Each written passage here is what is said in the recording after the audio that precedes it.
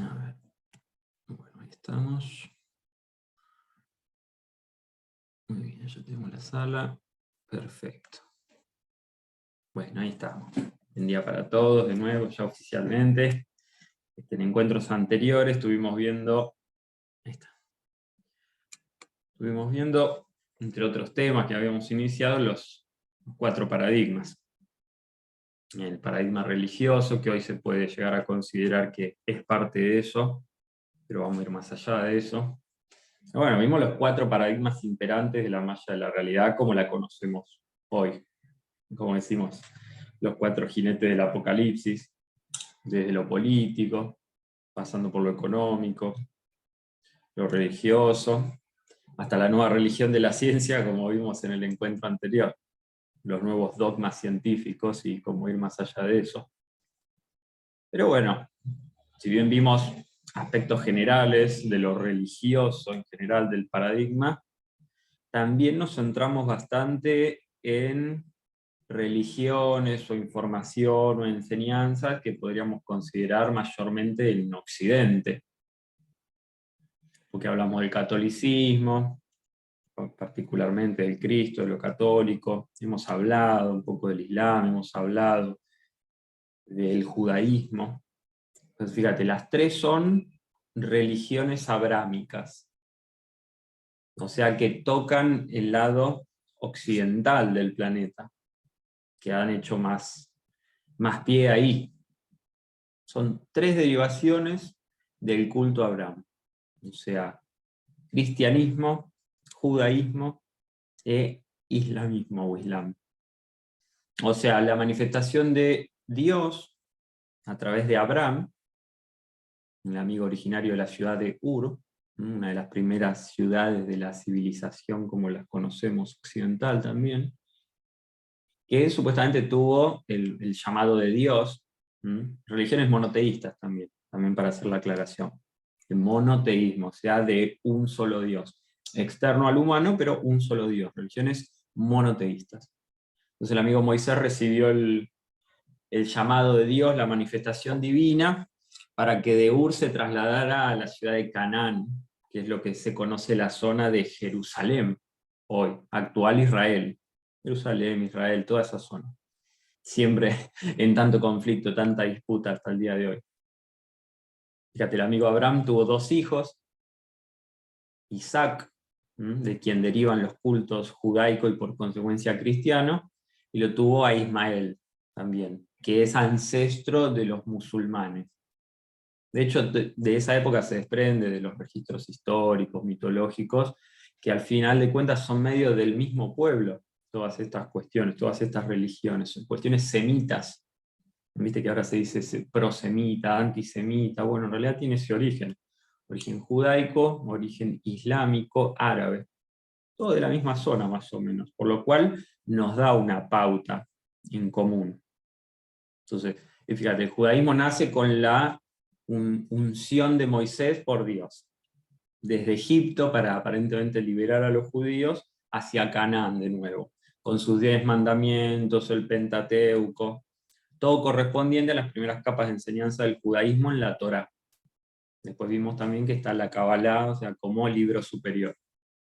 Bueno, del amigo Cristo y el consecuente catolicismo y derivaciones varias ya hablamos un montón, que es la base de la civilización occidental como dogma religioso. Igual vamos a seguir hablando del tema, pero creo que también requiere de una profundización especial, ¿viste? Como para poder salir del laberinto que como paradigma, que como mito trae el Cristo y el catolicismo.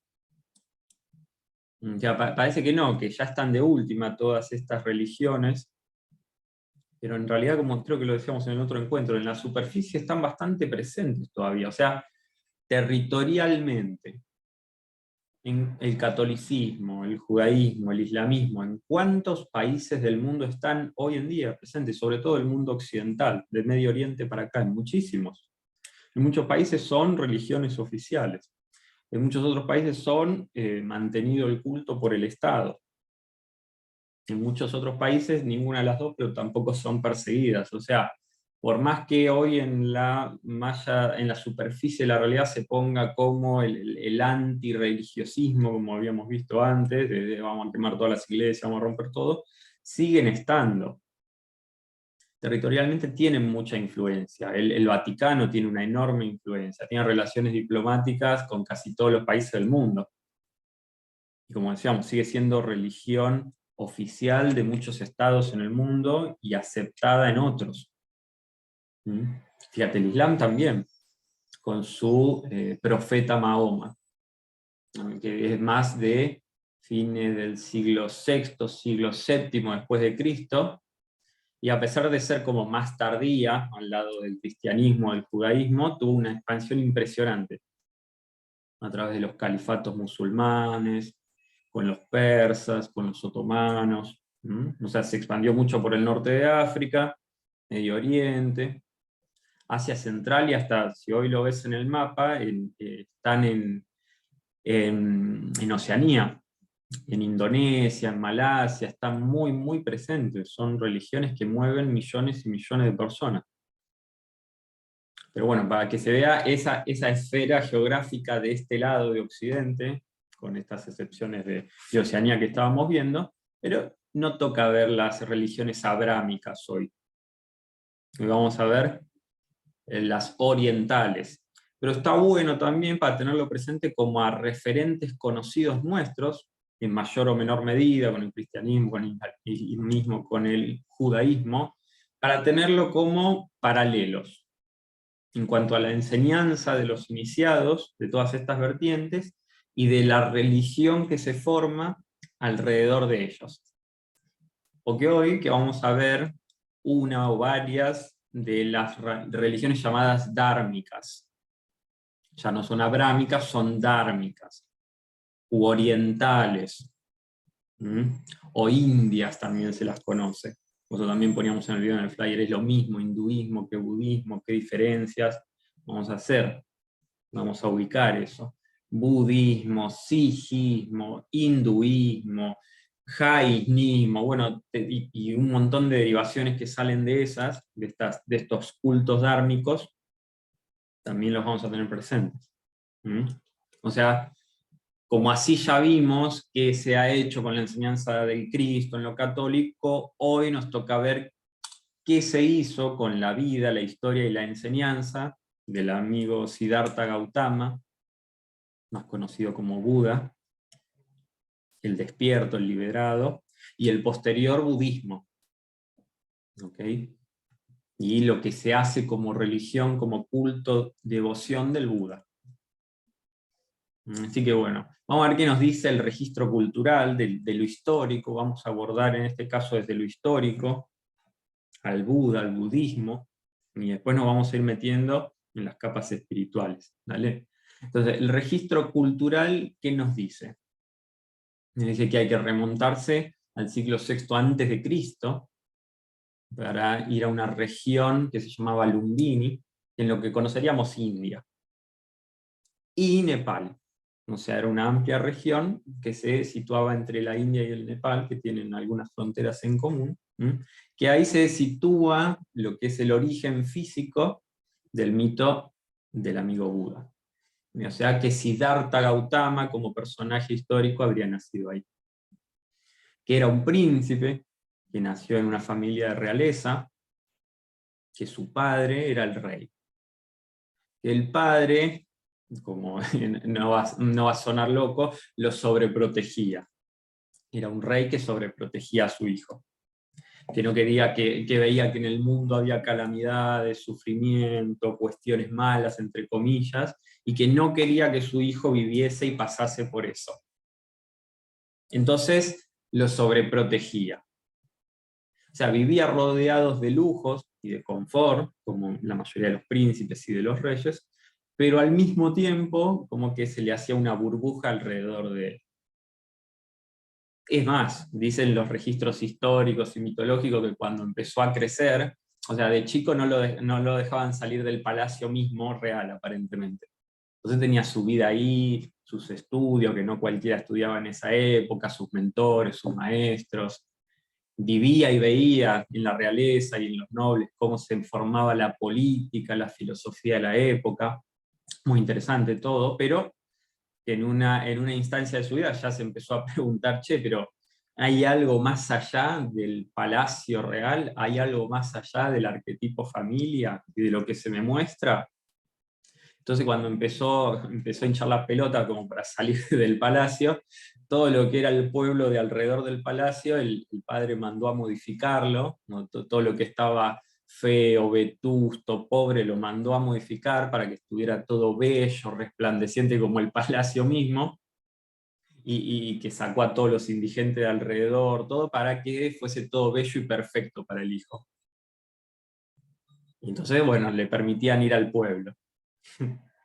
Pero dice que supuestamente las casualidades o casualidades o kairos, que medio se les escapó, un viejecito indigente que iba caminando por ahí, y se le acercó y le comentó al amigo Siddhartha que la realidad no era todo lo que los ojos podían percibir, y que solamente, o sea, no solamente el tema de ver a una persona como no había visto nunca, indigente, pobre, que no se encontraba bien físicamente, sino lo que le dijo, que la realidad iba más allá de lo que podían ver sus ojos. Es interesante ya lo que te pone el mito. Entonces, bueno, el Siddhartha ve esto y empieza a dudar mucho. Parece la película de Truman Show, ¿vieron? La de Jim Carrey, que está en un domo gigante y que le hacen todos los actores todos los días lo mismo, pasa el mismo tipo con la valijita, todo, que la esposa le vendía el café como mirando la cámara. Bueno, es buenísima esta película, para quien no la vio, es muy buena, o sea, es divertida, está buena, pero aparte tiene como un mensaje muy simbólico de qué hay más allá de la realidad que se ve todos los días. Así que bueno, era como despierta el amigo, no me acuerdo cómo se llama el personaje, pero cómo despierta Jim Carrey en la película, de la aparente realidad, de lo que estaba dormido. Así que bueno, te muestra eso, lo que hoy vamos a ver hoy, cómo se despierta del sueño vigílico, es decir, de los que duermen en este plano, de los que están dormidos estando despiertos aparentemente. ¿Mm? Pero bueno, sigue diciendo el registro histórico que casi a sus 30 años tomó una decisión: ir más allá de los designios que le proponía, que le representaba su arquetipo familiar y su arquetipo de la época. O sea, dejar de ser el niño mimado de la familia, dejar de ser el príncipe heredero al trono que tenía a la muerte de su padre, cuando eso sucediese, y vaciarse de todo eso. O sea, dejó las comodidades de lo dado por el otro y salió a hacer su recorrido. Se dice el mito que dejó tanto todo que se fue como con su túnica y descalzo. Vaya a saber si fue verdad o no, calculo que haría bastante frío en esos lugares en invierno, así que no sé si se habrá ido descalzo, pero calculo que pocas cosas se llevó realmente para hacer un camino distinto. Se convirtió en una seta. Una seta es un ascético. Se lo puede asimilar mucho, que lo mencionamos nosotros, de la enseñanza griega con los estoicos. O sea, una vida despojada de bienes, de la materia, como para transitar el mundo de la espiritualidad por esa vía, como sin la necesidad de ninguna comodidad material, de ningún bien material. Ya como para ubicarla, encontrar la iluminación por ese modo. Que está bien, es un modo, es una línea. Vamos a ver cómo ir más allá de eso también, porque no solo Buda se convirtió en Buda simplemente por dejar los bienes materiales. Pero bueno, al principio tuvo que hacer eso, tuvo que pasar en lo material del todo que tenía, dado por el otro, él no se lo había ganado, simplemente era un linaje real, o sea, era dado por el otro, no reinaba por sí mismo, no se había ganado el gobierno de sí mismo, y es decir, para gobernar sobre otros, porque quizás, mira, seguía el mito él, propuesto por la familia, El día de mañana fallecía su padre, él era rey, probablemente no se acordaría nadie del Buda hoy en día. Y no hubiera sido ni el iluminado, ni el despierto, ni nada. Hubiera sido un rey más, hinduista de esa psicorregión, bueno o malo, no hubiera pasado de eso seguramente. O sea que tuvo que dejar el todo para pasar por la nada, para así convertirse en todo, para vaciarse y llenarse de otra cosa. O sea que podríamos decir que al ser una zeta atravesó la vía de la mano izquierda, esta vía estoica que se propone. Y también tuvo que superar las vías de la mano derecha, de la materialidad, de lo dado por el otro. También, si nos empezamos, bueno, ahí empieza un recorrido muy largo, de muchos años, empieza a tener seguidores, ya vamos a contar qué es lo que hacía con mano izquierda, con mano derecha, cuáles eran sus enseñanzas. Pero históricamente hace un recorrido por toda la psicorregión de Oriente, Medio Oriente, muy importante, empieza a tener seguidores, empieza como a formarse una comunidad alrededor de él. Y una de las primeras enseñanzas, de las primeras capas de la superficie, se empieza a decir que es, esto también, el registro histórico va medio circunvaleando porque no se sabe si es bien una enseñanza del Buda originaria, si es más budista de sus seguidores, pero uno encuentra, si empieza a estudiar en el registro histórico, las 4 nobles verdades. Eso es muy fácil de encontrar, cualquier libro de budismo te lo dice, en el registro de San Google está, las 4 nobles verdades y el noble camino óctuple para superar el sufrimiento humano. Lo cual está bien, y las 4 verdades que te dicen sobre la verdad del sufrimiento humano, cómo es y qué es el sufrimiento humano. La segunda noble verdad te dice sobre su origen, el desde dónde del sufrimiento humano. La tercera noble verdad es sobre la finalización o la cesación del sufrimiento humano. Y la cuarta sobre el camino para superar el sufrimiento humano. Que ya se los spoileo, es el camino, el noble camino óctuple, de las 4 temáticas o puntos para integrar las 4 nobles verdades y superar el sufrimiento. También, si buscamos en cualquier lado, sabemos de la enseñanza del Buda con la ley de causa y efecto, muy importante, se trabaja mucho en la escuela también, cómo la ubicamos y relacionamos con el manejo del tiempo, de la creación de la realidad, del propio tiempo, vamos más allá del designio del propio budismo. También esta ley la encontramos en el Kybalión, las 7 leyes universales, la enseñanza de Hermes Trimegisto, Hermes Mercurio 3 veces grande, así que también lo encontramos ahí. Son muy buenas enseñanzas, que las vamos a profundizar en este encuentro, vamos a ir más allá de ellas, pero bueno, son enseñanzas que puedes encontrar en el registro histórico, cultural. Está bien, hay que integrarlas, está bueno, pero vamos a ir profundizando en otras enseñanzas que están más ocultas. El iniciado, el mago, tiene que saber leer entre líneas de lo que decía el Cristo, de lo que decía el Buda, para ir integrando esos mensajes ocultos entre líneas de lo que decían. Y también tienen que saber ir en capas más allá de lo que no se encuentra, de lo que no puedes tipear en Google y encontrar, que está en otros lugares que hay que ubicar y que también estuvimos viendo para compartir hoy. Pero bueno, en lo general la expansión y lo que es la expansión y expansión de la palabra, más o menos se hizo lo mismo que con el Cristo.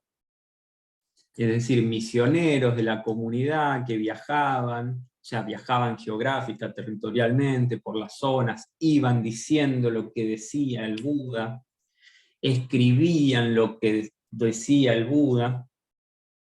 En este sí también hay contemporáneos, hay gente que escribió después, muchos yogis, muchos iniciados que escribieron después, que también es muy interesante. Pero bueno, que ya con el tiempo, ya después de la liberación del Buda per se en vida, muchos seguidores empezaron a formar el dogma, la religión del budismo. Es decir, a decir lo que dijo el iniciado, según los acuerdos de los hombres, que seguían al Buda, de los más cercanos, del linaje de la familia, porque es muy divertido porque el Buda vuelve y lo ve a su padre y a la que estaba designada para ser la esposa y reina, y bueno, no fue muy bien recibido, ¿viste? Con lo que había hecho. Pero después cuando se liberó en vida, y sí, todos se querían agarrar la enseñanza del Buda, ¿viste? En la misma pelea, lo mismo que pasó en el Islam, con los chiitas y los sunitas, lo mismo que pasó en el cristianismo, con la familia, con María y María Magdalena, y con Pedro y Pablo, o sea, empiezan las guerras internas a ver de quién tomaba la enseñanza por la mano del iniciado, a ver quién podía ganar los derechos de autor, más o menos de eso, de lo que decía el iniciado. Pero bueno, en el budismo hicieron más o menos lo mismo. O sea que un concilio de hombres, como habíamos dicho para el catolicismo, y según acuerdos, iban a decir lo que dijo el iniciado. Entonces, fíjate, religiones abrámicas, religiones dármicas, Occidente, Oriente, empezamos a ver similitudes en esas cuestiones. Entonces, bueno, todo esto se empieza a expandir por la India, un poco al oeste, por Oriente Medio, y para el este también se empieza a expandir el budismo en regiones de Indochina, de la China, algunas de Oceanía también. Pero bueno, con el tiempo empiezan a pasar las décadas, empiezan a pasar los siglos, se empieza a expandir y al mismo tiempo tergiversar, se podría decir esto. Porque hoy en día tenés muchísimas líneas. De las 3 o 4 principales versiones que se pueden encontrar del budismo, tenés un montón de subramificaciones, dependiendo de las regiones, de las culturas, que lo tomaron y lo fueron modificando a gusto Piacere. O sea que empiezan a salir ramificaciones de las ramificaciones. Acá vamos a mencionar las 2, 3 principales, y cuáles podrían ser sus ramificaciones, y ahí, o sea, imagínate un estudio pormenorizado de todas las ramificaciones del budismo. Aparte es un laberinto que no se termina más. O sea, es algo que no podríamos estar toda la vida estudiando las ramificaciones del budismo, así como las ramificaciones del catolicismo, que en realidad no te llevan a nada como estudio antropológico o como estudio teocentrista de eso. No van a ningún lado. Vamos a ir a la enseñanza originaria, que nosotros consideramos que es la más orientada al espíritu o que encontramos que haya compartido el Buda. Que hoy en día, como les digo, van a ver que está, el nombre lo van a ubicar bastante fácil, pero consideramos que está bastante tergiversada.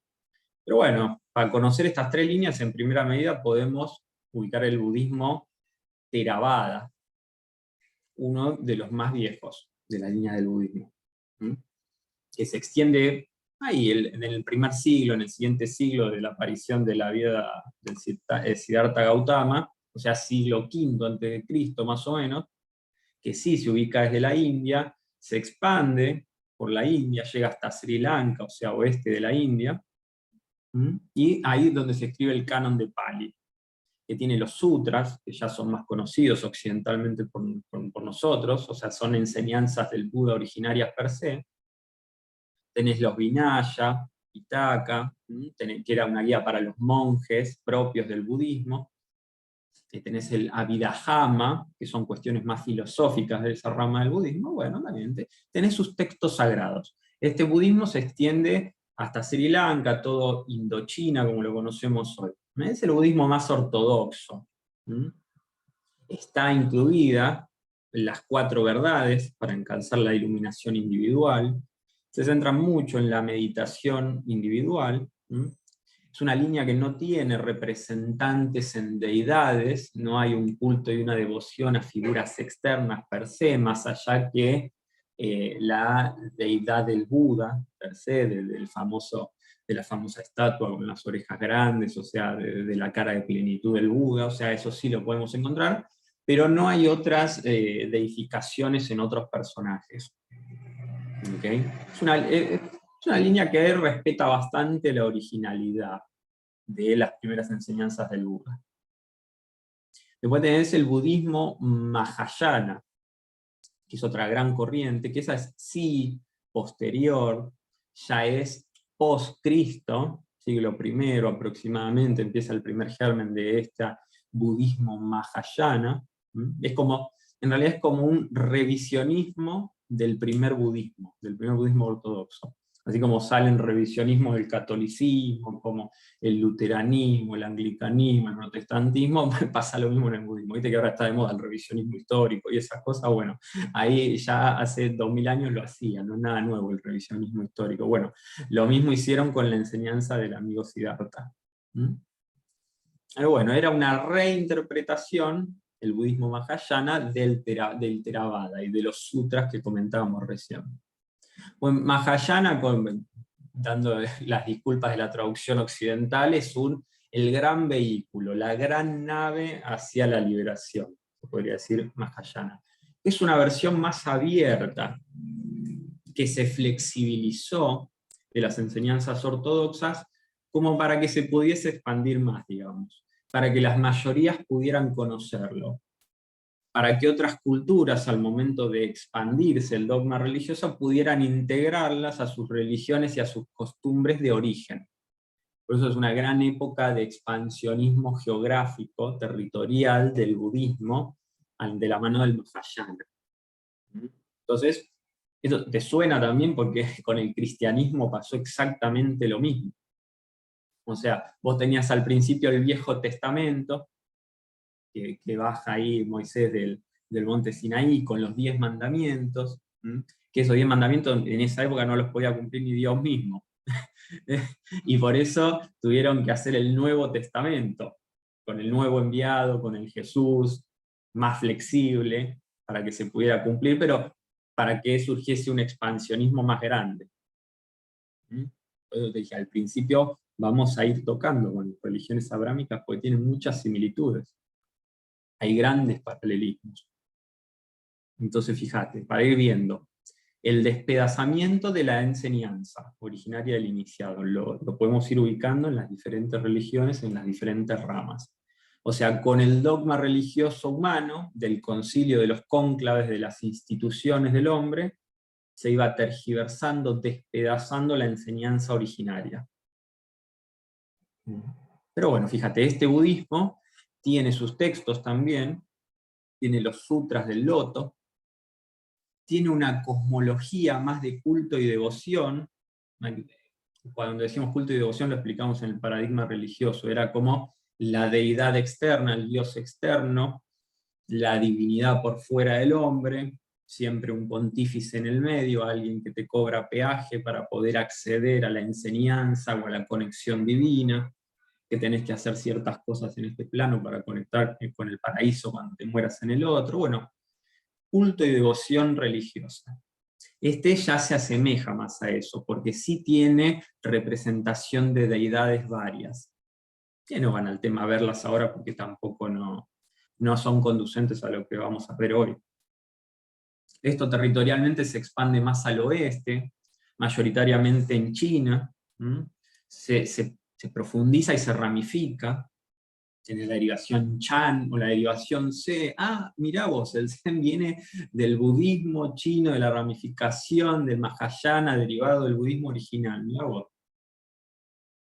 Tiene más ramas también igual, este budismo chino o continental, el budismo tierra pura, el budismo reencarnacionista, el budismo Tiantai, el Nichiren, que es una variante japonesa, el Huayán, no terminás más, yo le menciono estas subramificaciones, el laberinto es enorme.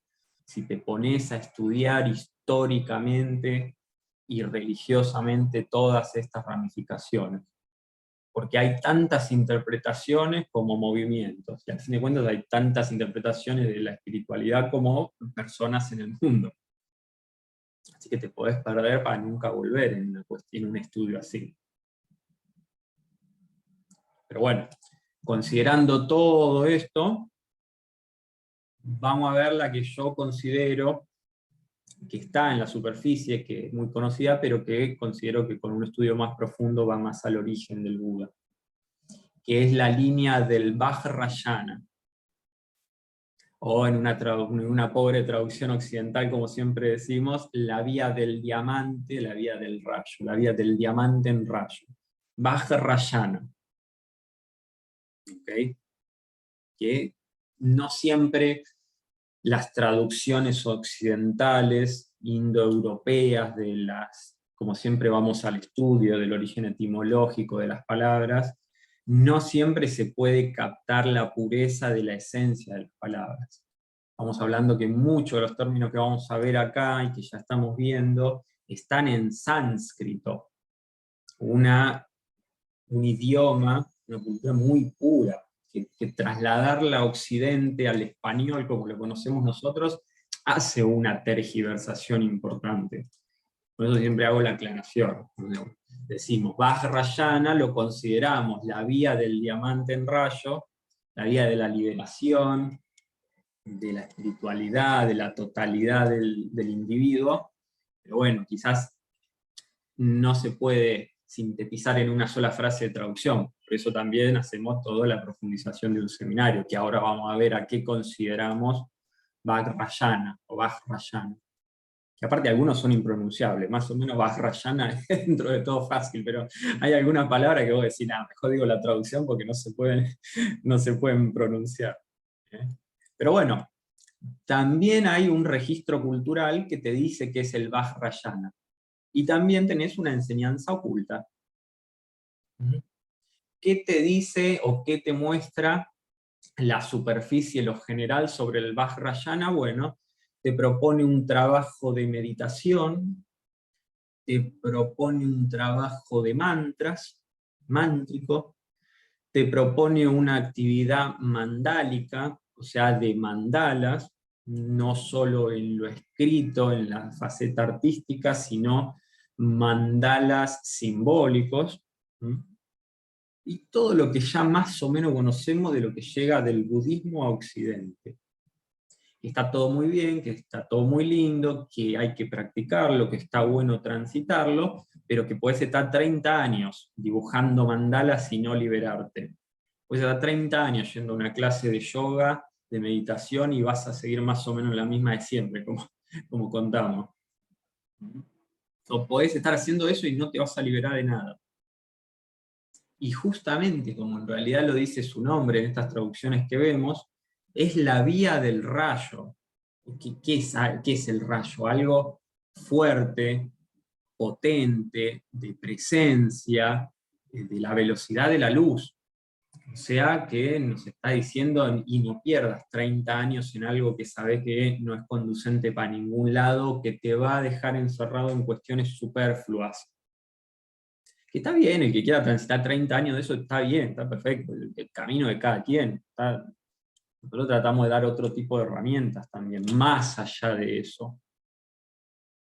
Pero bueno, será tan importante esta línea, que es la que llega a Occidente, porque las otras que estuvimos viendo antes quizás no son tan conocidas, pero en Oriente son muy, muy conocidas, y son muy religiosas y muy dogmáticas.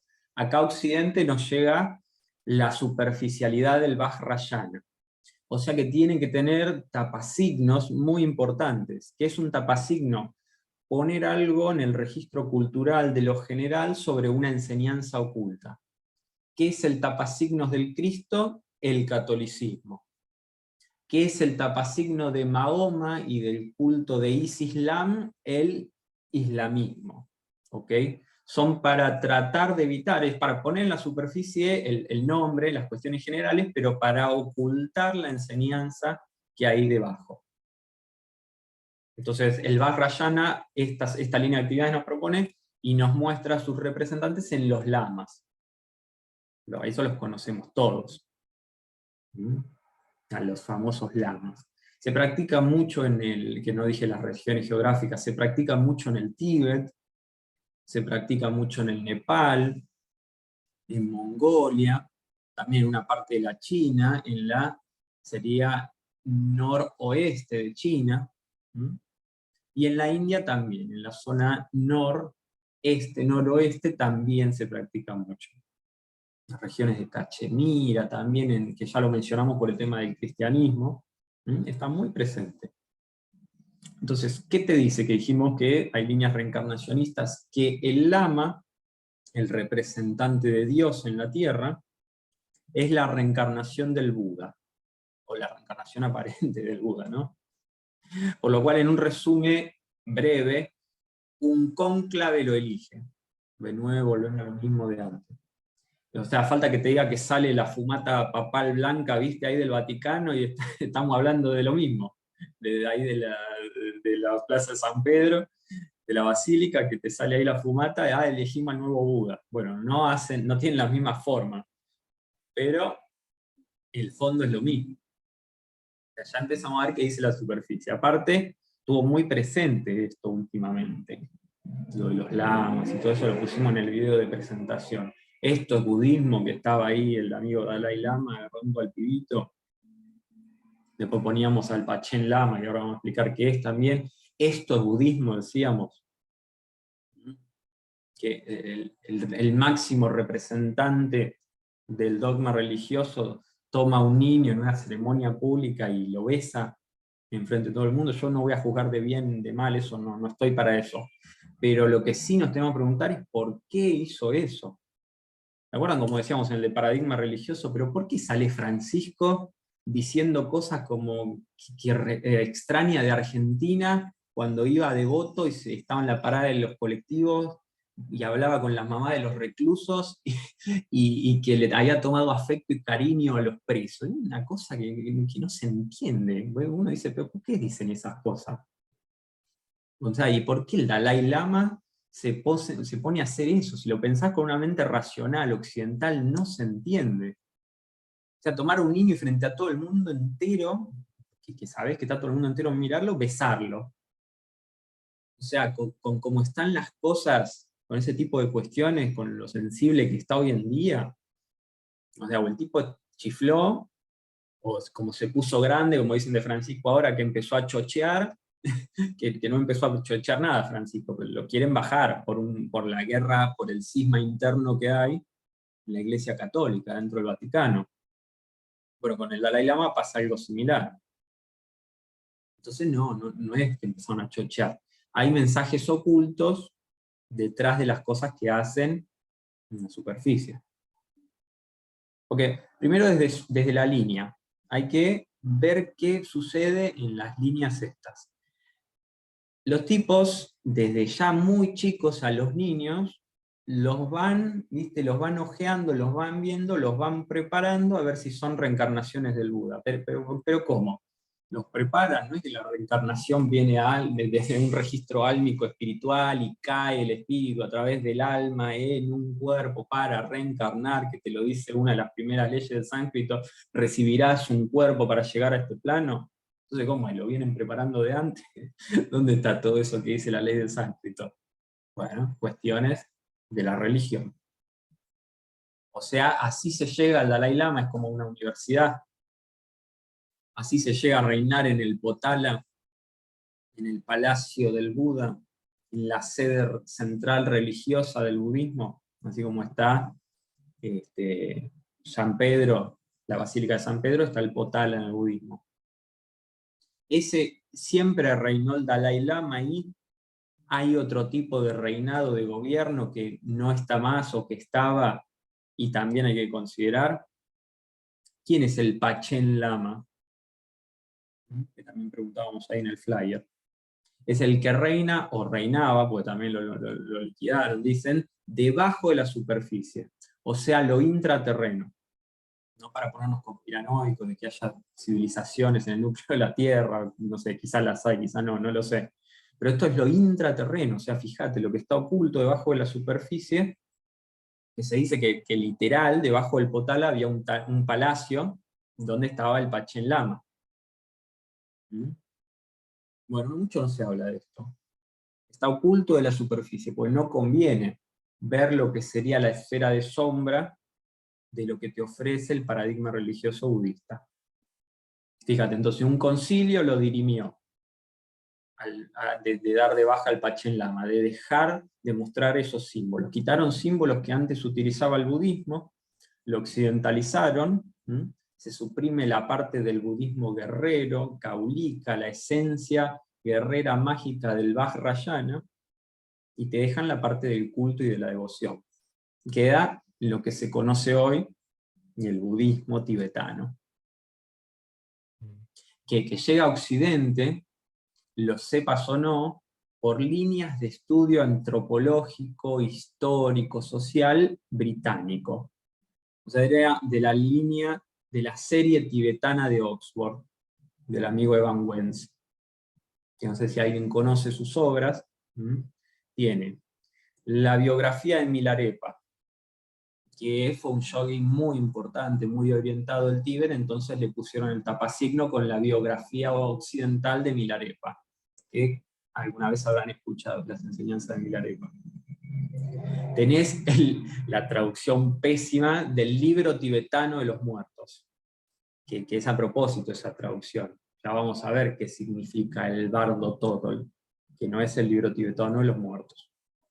Tenés también la tercera serie de Yoga tibetano y las doctrinas secretas, y el libro tibetano de la Gran Liberación. Las 4 líneas que llegan a Occidente a través de lo británico. Lo mismo hicieron con el Antiguo Egipto. Entonces, bueno, se desestima gran parte de lo que es el budismo tibetano, como dijimos recién, guerrero, caulika, mágico, del yoga tántrico, de la vía verdadera del Vajrayana originario. Entonces, pero ¿para qué está esto? ¿Para qué lo digo? Porque hay que tomar partido de esto, hay que ponernos como Boca River, como peronismo, antiperonismo, no pasa por ahí. No. En todo caso, transitar las 2 líneas para hacer la síntesis, para destilar vos tu propia quinta esencia, más allá de los 4 cuadrantes, que siempre decimos, cuerpo, mente, alma y espíritu, más allá de las 4 verdades mismas del budismo, más allá de las 4 obras del tibetanismo británico. Y Milarepa hizo eso, ahí que mencionábamos la biografía de Milarepa. Milarepa fue, como yogi, el mejor mago blanco, reconocido en la superficie, pero al mismo tiempo el mejor mago negro, porque el tipo iba a meditar en las cavernas. Imagínate, las cavernas del Tíbet, del Nepal, ¿no? Muy amigables no serían, 40 grados bajo cero, donde decían que estaban los demonios tibetanos, ¿viste? Todas esas cosas. El tipo iba ahí para enfrentar sus peores demonios. O sea, el lugar donde su alma tenía el peor terror, para ir más allá de eso, para conquistar eso, para enfrentar a los demonios, y para ser los servidores después. Pero iba a eso, no iba a la fácil, no iba a la zona de confort ahí en el palacio y con unos saumerios, ¿viste? Iba a eso. Hoy no se puede hacer eso, tampoco es que nos tenemos que pedir hacer eso, ir a una caverna profunda, ¿viste? Quedarte como los 33 chilenos, no pasa por ahí tampoco. O sea, o sea, es dentro de las posibilidades que tengas ir más allá, conquistar esas 2 versiones. Siddhartha también tuvo que ir más allá de eso. Superar la mano derecha, las comodidades del confort del palacio, y de la mano izquierda, que ya vamos a explicar cuáles tuvo que superar. Ir por encima de ambas. Por eso el tipo lo encarna en vida y se libera en vida. Pero bueno, volviendo a lo que veíamos de estas cuestiones que estuvieron sucediendo hace poco, y no es casualidad, primero pasó lo de Francisco, esto que lo querían retirar, que ya estaba mal físicamente, que estaba chocheando, después aparece lo del Dalai Lama, que está grande, que empiezan con lo de su sucesor. Fíjate. Van preparando la agenda de quién va a ser el próximo Lama, quién va a ser el próximo Dalai. No sé si será este nene o no, serán otros, este era simplemente una, como se dice, una distracción, no sé qué va a pasar realmente, no estoy metido en la política lama tibetana, pero es extraño. Me parece que no es casualidad que suceda esto. ¿Y qué hacía el tipo con la lengua? O sea, podría haber hecho cualquier cosa, lo podría haber abrazado, lo podría haber acariciado, cualquier cosa, le podría haber dado un beso en la mano, ¿no? Pero va y le da un beso en la boca. Y no sé si todos llegaron a ver la imagen, el videíto. Sí, hacer hacer conocido lo desconocido, ir más allá de lo dado por el otro, exactamente. Ahí justo vi el cartelito, exactamente. Ir más allá. Para eso estamos haciendo estas cuestiones acá, para ir más allá del propio budismo. Pero, les decía, está, viste, se ve la imagen que el tipo lo agarra, como que le va a dar un beso y saca la lengua, vieron que le pone la lengua en la boca. ¿Qué hacía con la lengua? ¿Qué estaba haciendo? Bueno, una línea iniciática te dice, hay transferencia de poder ahí. Más allá de la moralidad de rebaño de la época, de la psicorregión y de lo que está bien o mal hoy en día. No estamos para decir que está bien o mal, no nos vamos a poner en lugares de jugadores de lo del otro. Pero sí hay una transferencia de poder. Sí, biológica, simbólica y espiritual. O sea, lo hemos visto acá.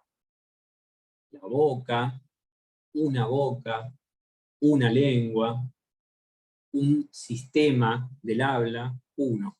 Dos orejas, para escuchar el doble, para después unificar el discurso, para que no entre el diablo, para no estar dividido. ¿Okay? Sabemos de la importancia de la boca, de la lengua, de la palabra. Tiene mucho poder. Y por más que no te lo digan, en la religiosidad ellos sí lo saben. en cada uno de estos centros políticos, religiosos de poder, les aseguro que tienen todas las obras habidas y por haber de todos los iniciados, de todos los instruidos, de todos los seres humanos espirituales que transitaron esta tierra, y más. Hasta quizás tienen más cosas que no son de acá. Y lo tienen todo. Lo tienen todo eso, y entonces saben el poder de estas cuestiones. Entonces cuando dicen algo, saben lo que dicen. Cuando hacen estas acciones, saben lo que hacen. Ahí empieza a tener un poco más de sentido, ¿no? Porque el Papa besa el suelo cuando llega a un lugar. Porque los chamanes toman de la madre tierra y se ponen un poquitito de tierra, alguna plantita debajo de la lengua, del centro sensitivo. Para conectar con algo más, para conectar con lo energético, con el plano simbólico, para integrar en el cuerpo biológico la información que está ahí, más allá de lo que puedas ver y escuchar. En este caso se utiliza el sentido de la percepción unido con el del gusto, de esa transmisión. Ahí empieza a tener más sentido todo esto.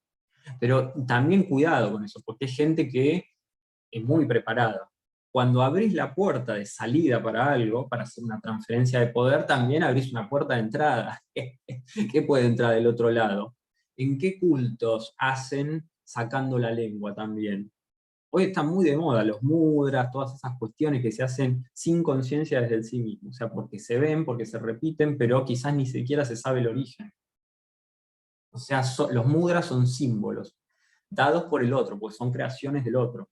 Es muy difícil crear un mudra hoy, una forma física que ya no esté creada. Para ir más allá de eso es muy difícil. O sea, abrís Instagram y están, que sacan la lengua, hacen los símbolos con los dedos, la B de la victoria es muy común, y eso, los dedos juntos, o sea, son todos mudras. ¿De dónde sale eso? ¿Quiénes hacen esos mudras? ¿Quiénes hacen esas simbologías? ¿Quién recolecta esa energía y esa información que hay detrás de estos simbolismos? Que cada quien pueda verlo, pero mira lo de los deditos que decíamos, viste la B de la victoria. La verdad, quien lo populariza en Occidente a mediados del siglo pasado es el amigo Winston Churchill, que lo usa como tapasigno, como en realidad como confrontación de la esvástica nacional socialista. Eso viene a Argentina muy fuerte con el peronismo. ¿Y de dónde viene? ¿Qué es la B? ¿De dónde sale la unión de los dos dedos de la victoria o de los dos dedos juntos? Eso viene del Baphomet. Después que cada quien estudie y vea de dónde viene eso y qué es un Baphomet. ¿Es para ponerse conspiranoico esto? No. ¿Es para que dejes de hacer los mudras? No. Pero si no, para que empieces a ver los mismos mudras de la meditación y de los mantras y de todo esto que hoy nos toca, lo tenés que integrar, pero yendo más allá de eso, porque si no quedás bajo el egregor de eso. y te podrá ayudar un poco en el ámbito de la personalidad, pero después de algún lado se cobra eso. Por eso siempre hay que hacerlo propio, a conciencia, y tenés que superar el nivel de conciencia del egregor para hacerlo propio. Tampoco es fácil eso, es un poco difícil. Fíjate, qué desafío, ir más allá de un egregor, de esa de la victoria, de un Baphomet. Hay que estar a la altura. Pero bueno, esa es la primera iniciación. Ahí tenés la primera iniciación, ir más allá de los designios de la personalidad, de lo que el otro escribió para cada uno. O sea, de lo que el otro escribió para la vida de cada quien. Esa es la primera iniciación. Hacer la escritura propia de la vida, o de transitar esos designios dados por el otro, pero para hacerlos propios, para ganarle a eso, en combate mágico, a los designios dados por el otro, de manera estratégica y conducente en el camino de cada quien, dirigido al despertar. Por eso el Buda, el despierto, el iluminado, o el iniciado, y por último el liberado. O sea, despertó, se inició o se iluminó, y se liberó. Sí, crear el propio universo. No vivir en el universo del otro, sino estar situado en el centro del propio universo. Eso es lo que decíamos antes de la quinta esencia. El león que ruge a los 4 cuadrantes del universo. Eso es estar centrado en tu propio universo. ¿Mm? No me quiero ir del tema porque hay mucha info. Fíjate esto que hablábamos en la percepción. Los bebés también, ¿qué hacen los bebés inconscientemente? Se llevan las cosas a la boca para percibirlos con los labios, con la lengua. Es una cuestión, está muy presente eso. ¿Qué es eso? Los 5 sentidos, que lo hablábamos en un encuentro también de la escuela la otra vez, es percibir a través de los 5 sentidos. O sea, primera iniciación también, hacerse dueño del cuerpo, del propio cuerpo. Pero para ahí sí ir al sexto sentido, o la casa de las 6 ventanas, otra de las grandes enseñanzas del Buda, una de las viñetas de la rueda de la vida del Buda en la esfera de luz, o la rueda del samsara en la esfera de sombra.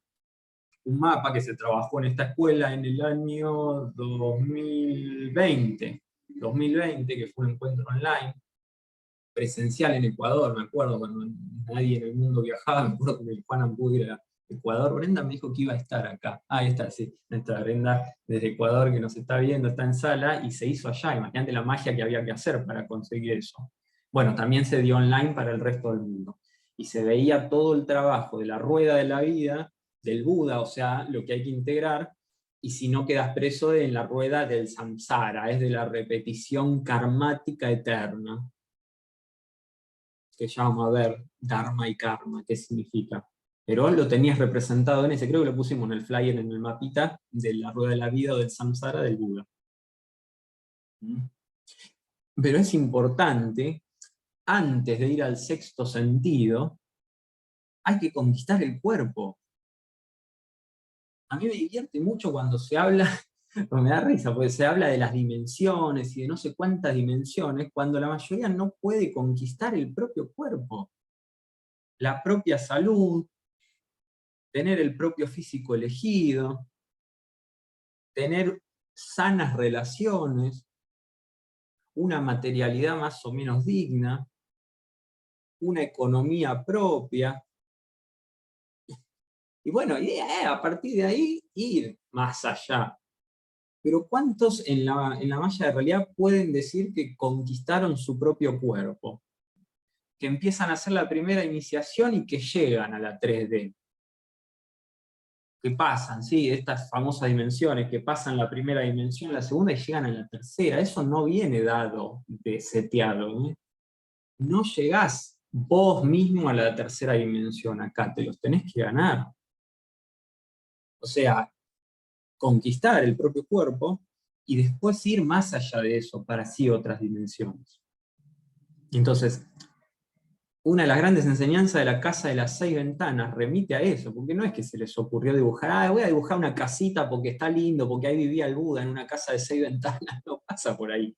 Pues fíjate, tenés una que medio apunta para un lado, superior, con una visión espiritual o álmica, entre comillas, y las 5 ventanas bien integradas en más o menos otro plano distinto. ¿Ok? Un dibujo más o menos que vea de las casas de las 6 ventanas está así distribuido. No está al pedo eso distribuido de esa forma. Está para que conquistes los 5 sentidos y después vayas hacia el 6º sentido, o empieces a integrarlo en el trabajo de la primera iniciación. ¿Y cómo se conquista? ¿Cómo se conquista el cuerpo según la enseñanza budista? Con el Buddhasuddhi, que quizás lo encuentren como Butsasan, como una de las traducciones, el propio cuerpo se podría decir, pero es muy vaga la traducción. A mí me gusta decirle Buddhasuddhi.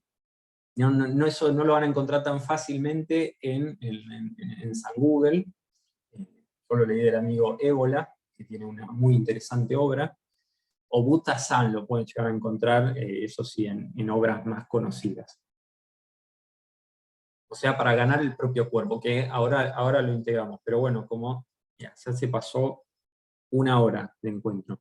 Vamos a hacer una pausita acá, porque vi que hay chats, vi que hay cositas ahí. Así vamos integrando también, ¿viste? De lo que Sí, va sí, acá. los que quieran ir preguntando, ahí, ya sea vía chat o sea en audio, levantan la mano, como gusten.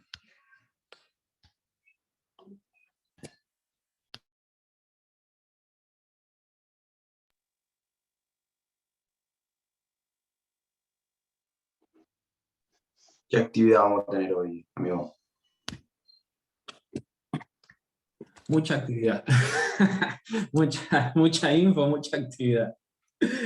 Sí, bueno, porque estas cuestiones dan para largo, fíjate, intentar sintetizar, lograr la síntesis. ¿Acordás que hablábamos de qué importante era la síntesis para no caer en los laberintos de la mente, en el paradigma científico? Hoy lo tenemos que poner en práctica más que nunca. Destilar la esencia de la enseñanza originaria del Buda y generar la propia síntesis.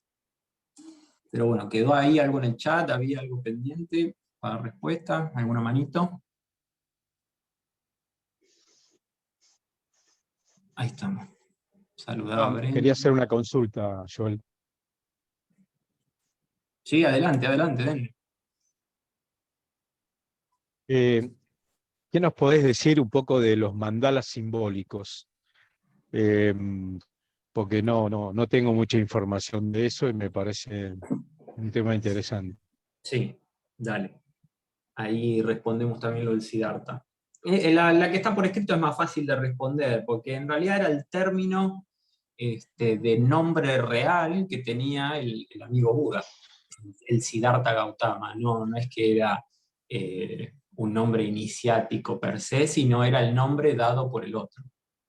Como tenemos nuestros nombres, nuestros desde dónde de cada quien, que hay que apoyarse en el nombre de cada uno de nosotros para saber cuáles son los designios que te da tu personalidad, la familia, y la época y la psicorregión. O sea, eso le daba y le planteaba al Buda el Siddhartha Gautama.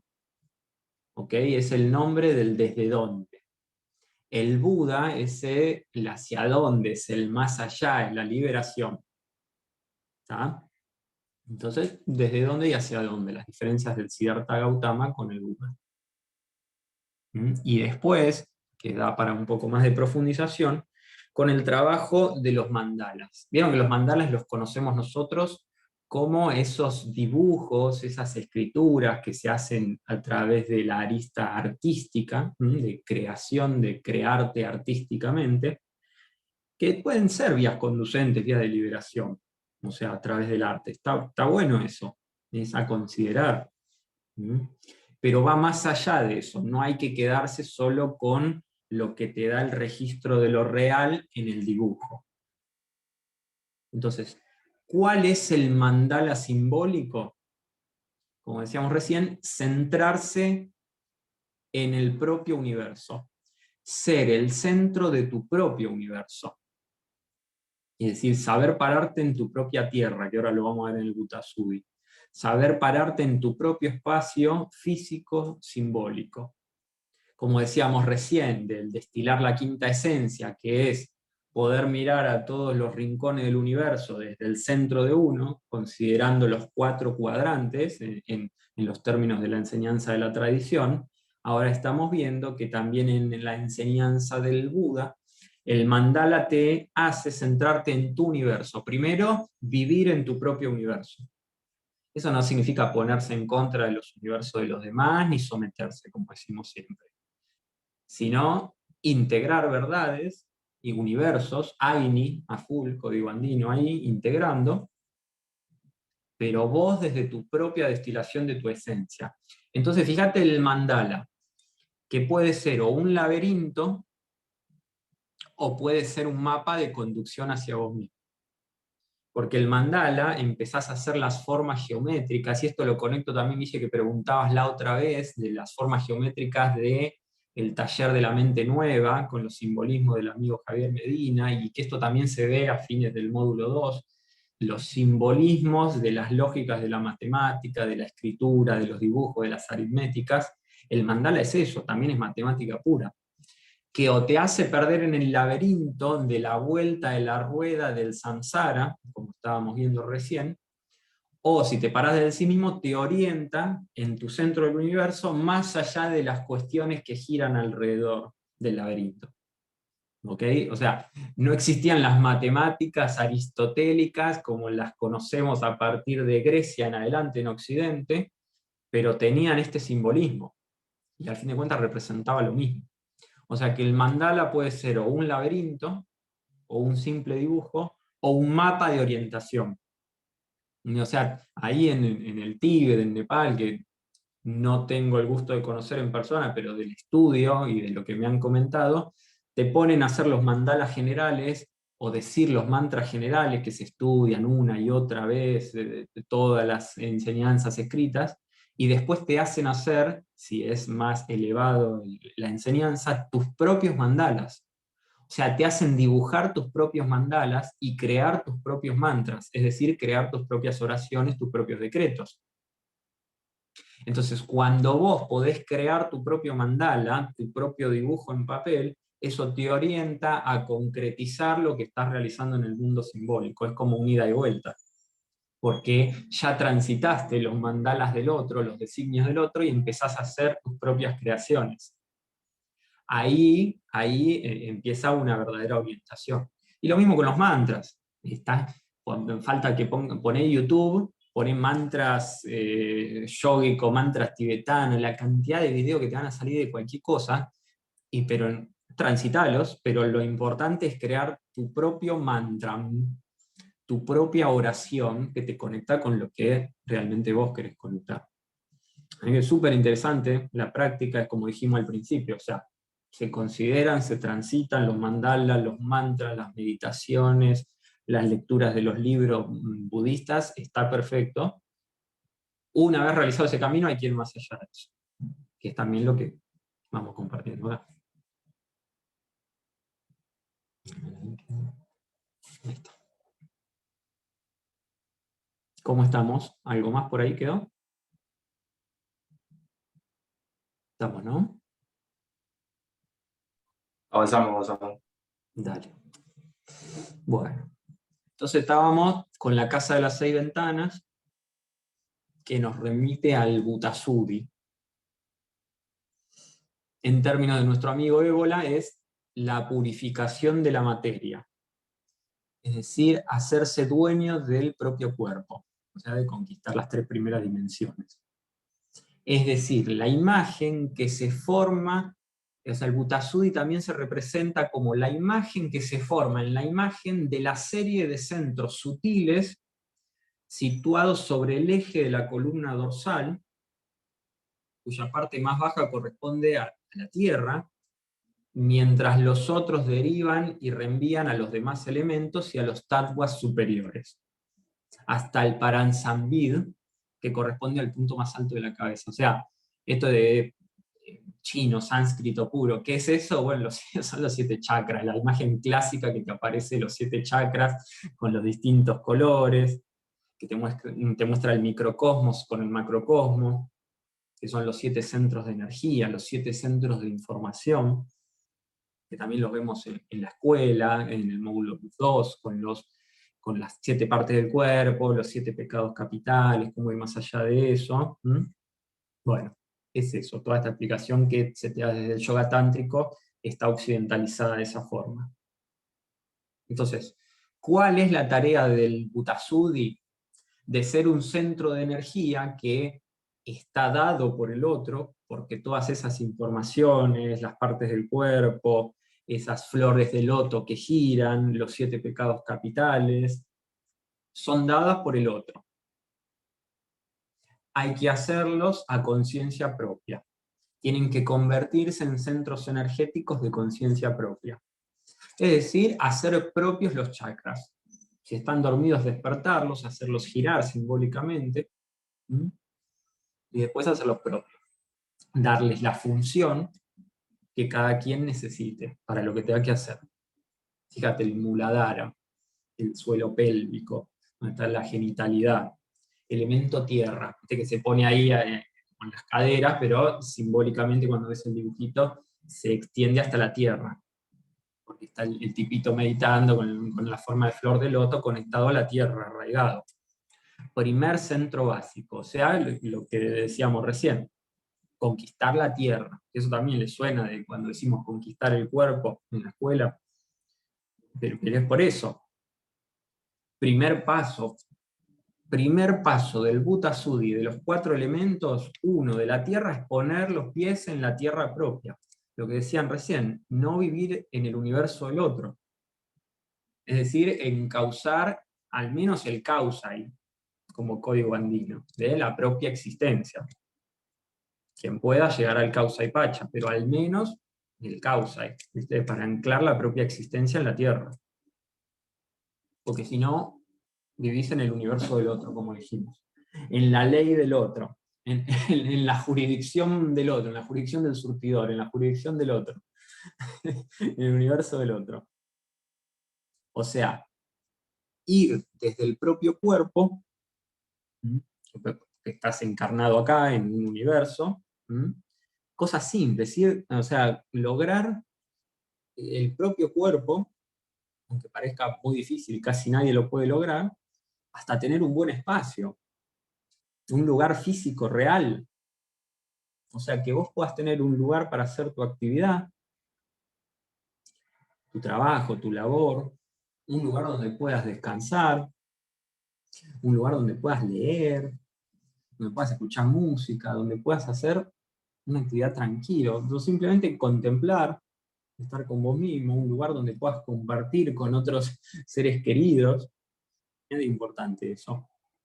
Y tenerlo bien y dirigido. O sea, tampoco es cuestión de volverse loco en la espiritualidad, es arrancar por referentes propios que sean posibles. Acá hay mucha gente avanzada en la sala, pero quizá para quien recién inicia, ¿viste? Uno se emociona cuando entra en la espiritualidad y se pone unos imposibles de la puta madre y después viene la frustración, pero es fácil, ¿se acuerdan como decíamos, procurar el bien es fácil? Cuando veíamos lo de las 4 verdades también en Grecia, bueno, esto es lo mismo, o sea, ponerse referentes posibles. O sea, y a partir de ahí empezar a elevarse, pero hagan la prueba. Cuando vayan a casas y vean, o en las propias de cada quien, o sea, ¿tienen espacio para esto? Y si en lo práctico está el espacio, si lo tienen, ¿los usan? O sea, es decir, ¿ganan el plano real y después también ganan en lo simbólico? O cuando está la silla ahí, el sillón está lleno de campera, de mochila, ¿viste? 500 almohadones, que no te podés sentar, está todo colgado. No pasa eso en las casas. Bueno, eso se puede hacer hoy, o empezar al menos. O sea, empezar a constituir un lugar para que cada persona pise el espacio propio de lo real, lo simbólico, y empiece a formar su arquémona, es decir, su propio tiempo y espacio. Entonces, bueno, hay un paso más. ¿Puedo aprovechar las cuestiones de la época? Sí, claro que sí, para tener un bienestar. Tampoco es necesario ser una zeta como fue el Buda al principio, porque ese recorrido ya lo hizo. No es necesario que te vayas hoy a una caverna a meditar con 40 grados bajo cero. Entonces, ¿se pueden utilizar las cosas del bienestar? Sí. ¿Para generar apego? No. Pero, o sea, ¿se puede tener una buena computadora, un buen teléfono para conectarse dignamente a una sala, a un taller, a un seminario, para poder laborar, hacer una actividad bien? Sí. ¿Se puede tener un buen sillón para descansar, para compartir? Sí, se puede tener. Se puede tener una buena climatización del hogar, un aire acondicionado para cuando te cagás de calor que hacen 40 grados, o una buena calefacción, ahí como debe ser importante ahí en el sur, una buena calefacción cuando hace menos 10 grados, y está bueno, si no, se cagan de frío. Bueno, pero está bien, son cuestiones que hacen al cuerpo. ¿Cuántos pueden hacer eso? Y si lo hiciste, el desafío es no dormirse en ese confort. O sea, ni pasar de la mano izquierda ascética, ni pasar a la mano derecha débica, donde todo tiene que ser confort y materia. ¿Mm? Entonces, no dormirse en ese confort, ni tampoco irse al otro polo. Mirá todos los desafíos que tenés en simplemente empezar a ver el cuerpo y el espacio físico que te rodea. ¿Qué tiene que ver con todo esto con el Buda? Pues bueno, estamos viendo el Buda azul, que es arrancar por lo esencial, por lo físico. Y después seguís con el resto de los 3 elementos que te quedan del Butasudi, que son los 4 elementos de la naturaleza, no hay mucho oculto ahí. Es conquistar el propio aire, conquistar el elemento fuego y conquistar el elemento agua. Hago un breve resumen sucinto de lo que representa cada uno de estos elementos más allá de lo que conocemos materialmente. El propio aire son las cuestiones de la mente. Así como el mito del zodiaco, tenés los signos de aire, que son los que te proponen una versatilidad en la comunicación, en la mentalidad, con la esfera de luz, y con la esfera de sombra, los desvíos y los laberintos de la mente. Por ejemplo, un signo de aire es el amigo Géminis. ¿Ok? Si vos vas más allá de esos designios, conquistás el propio aire. Tenés una buena comunicación, una buena expresión, te haces entender, entendés a los demás, no vivís en dualidad, no tenés las locuras de la mente dando vueltas todo el tiempo. Eso es conquistar la propia mente. Bueno, conquistar en la propia agua. Aquí nos remitimos a los signos del zodiaco, para ponerlo en algo bien conocido. Los signos del zodiaco del agua son los que representan las cuestiones de la emocionalidad, del registro energético, de las emociones, del plano álmico.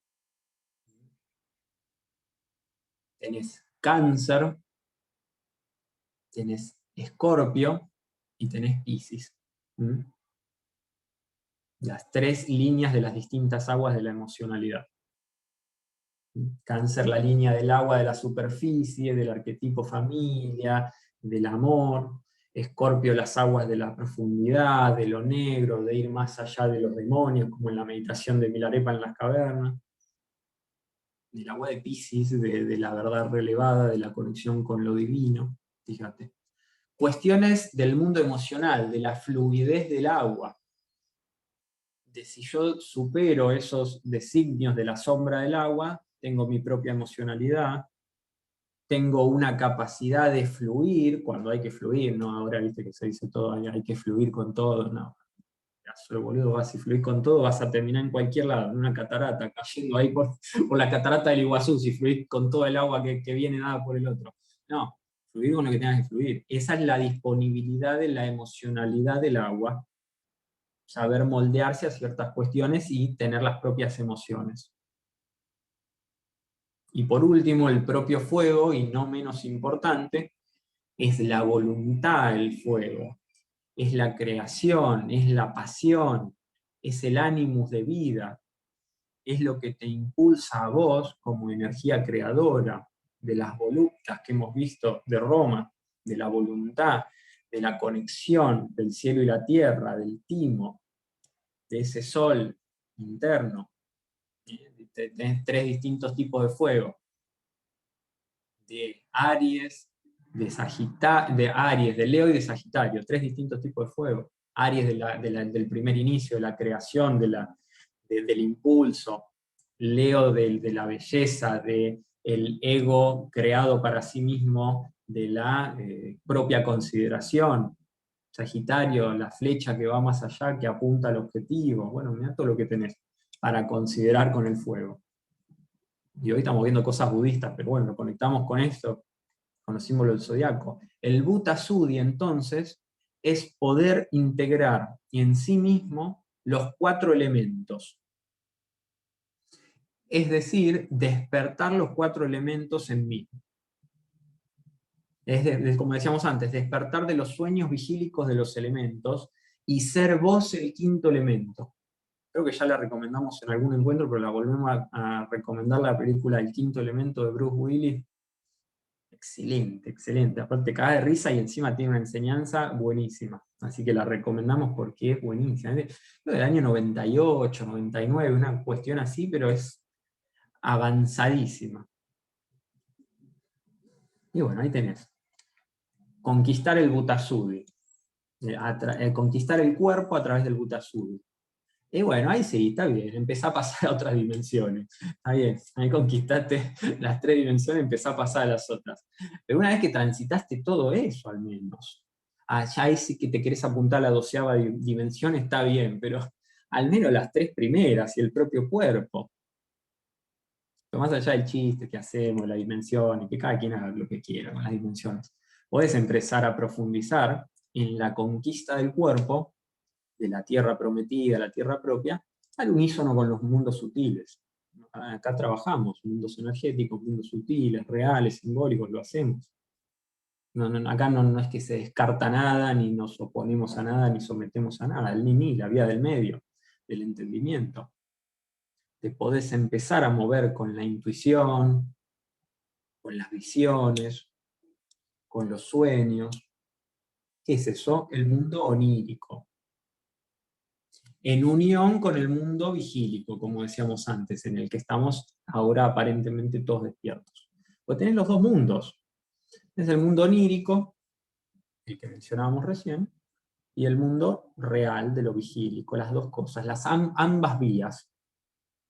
Entonces en el onírico vas a considerar los sueños, las visiones, las intuiciones, pero es en ese momento donde el cuerpo tiene que descansar, reponerse de lo real, ok, y dejarle el espacio a lo simbólico, a lo energético, para que haga su actividad, donde no está tanto la actividad física del plano real. El vigílico es la contraposición, lo material, lo concreto, lo real que podemos percibir concretamente ahora. Entonces, fíjate, ahí ya te encontrás que si no integras tenés una división de lo concreto y de lo abstracto, de la mente concreta, de la mente abstracta, hemisferio izquierdo, hemisferio derecho del cerebro. Lo concreto, lo simbólico, lo real, lo aritmético. El mago tiene que unir los 2 mundos. El asunto es que, como decíamos, las mayorías están dormidas en el sueño vigílico. O sea, si dormís en el sueño onírico, todo bien, pero en el sueño vigílico estás al horno, porque es todo materia. En la apariencia de estar despierto, físicamente, pero dormidos en el alma y en el espíritu, que esa es la peor tragedia para el sí mismo. Bueno, de ese sueño hay que despertar. O sea, el despertar del sueño vigílico, el despertar de Maya, del mundo de las ilusiones. O sea, poder despertar a la Shakti del sueño de la Kundalini global a través de Shiva. Porque en el flyer pusimos en el video las 3 deidades hinduistas, que decimos que tienen que ver con Buda esto, no, tienen que ver Brahma, Vishnu y Shiva. El mundo de la creación, de la conservación y de la destrucción, que están íntimamente ligados con la doctrina budista. Y lo vamos a ver también. O sea, de no dormirse, después de no dormirse en vivir en lo onírico únicamente, porque eso también empiezan los desvíos de la New Age, vivir todo el día de meditación y esas cosas que después no tienen para pagar el colectivo. Bueno, tampoco es por ahí, al menos como consideramos lo iniciático. Tampoco va por ahí. Siempre es la unión de los mundos. Y dijimos, hay temas puntuales de la superficie a considerar de la enseñanza budista, sí, que habíamos mencionado los primeros temas, fíjate, recién vamos a tocar los primeros temas, que son las 4 nobles verdades. ¿Qué te dicen las verdades del sufrimiento humano? Toda existencia dada por el otro es sufrimiento, tal como nos dicen los sutras, que se podrían decir que son las primeras enseñanzas registradas del Buda. Entonces, si es dado por el otro, el nacimiento es sufrimiento, la vejez es sufrimiento, la enfermedad es sufrimiento, la muerte es sufrimiento, o sea, convivir con las cuestiones que no querés, con lo indeseable, sufrimiento, todo es sufrimiento. La vida tiene esa sensación. Pero ¿qué vida? La vida dada por el otro. Ahí vamos conectando con la enseñanza superficial budista, con lo que vemos siempre nosotros. O sea, aceptar que en la repetición karmática de las cuestiones, ley sánscrita, lo repetirás tantas veces como sea necesario hasta que lo trasciendas, es así, empezamos a ver pinceladas del karma y del dharma. Entonces, siguiendo la vía de la rueda del samsara, de la vida dada por el otro, se encuentra el sufrimiento humano. Entonces, como primer pasito, en aceptarlo y entenderlo, es la primera clave en nuestro proceso del despertar. Entonces, si la primera es que la vida dada por el otro es el sufrimiento, ¿cuál es el origen de ello que viene dado por el otro? Bueno, te dicen muy occidentalmente el deseo. El deseo es el origen del sufrimiento. El deseo, el anhelo, ¿viste? Por eso hay líneas muy ascéticas del budismo que se separan de lo material, de lo relacional, de todas las cosas a las cuales también estás en este plano. O sea, para algo encarnaste acá, hermano. O sea, dale. Entonces hay que explicar un poco eso. ¿Qué es el deseo? ¿Qué es el anhelo? ¿Cuál es qué se diferencia con los deseos del otro? ¿En qué se diferencia con el hacia dónde propio espiritual? Porque hay apegos, hay deseos. Me acuerdo que lo decíamos en el encuentro de economía, con las cuestiones de los deseos, de lo material, viste que contábamos, las personas van al shopping y veían algo, un objeto de deseo en lo externo, que al comprarlo llena de sentido la vida de la persona. Tengo que tener eso, ¿viste? Mientras no se lo tiene, hay un deseo kármico de poseer eso que la persona no posee. O sea, hay una idea en el registro imaginario, no es real, de que eso completa la existencia, que eso genera la completitud. Entonces, se compra. Se compra, la euforia de la compra, y después a la mierda la euforia, pasa un tiempo determinado y eso queda en el placar, en el desván, ¿viste? Tirado en cualquier lado, todo roto, nadie lo usa, ¿viste? Hasta que no hay una mudanza, nadie se acuerda de eso que se compró, las casas llenas de cosas, al pedo, o sea, apego. Ahí entramos, amigo, con el tema de dar utilidad a las cosas, ya sea un espacio o aquellos objetos que tengo, que compré o que me compraron, pero si no le estoy dando utilidad, o lo vendo o lo regalo, pero dar utilidad, porque si no, de alguna manera tenemos ese estancamiento que obviamente puede ser el principio de por qué no están llegando a nuestra vida lo que nosotros realmente deseamos o queremos. Muy bueno. Muy bueno. Y bueno, es el mito del grial, de vaciar la copa del grial con lo que ya no, para poder llenarlo de lo nuevo. Fíjate cómo se conectan las enseñanzas. ¿Mm?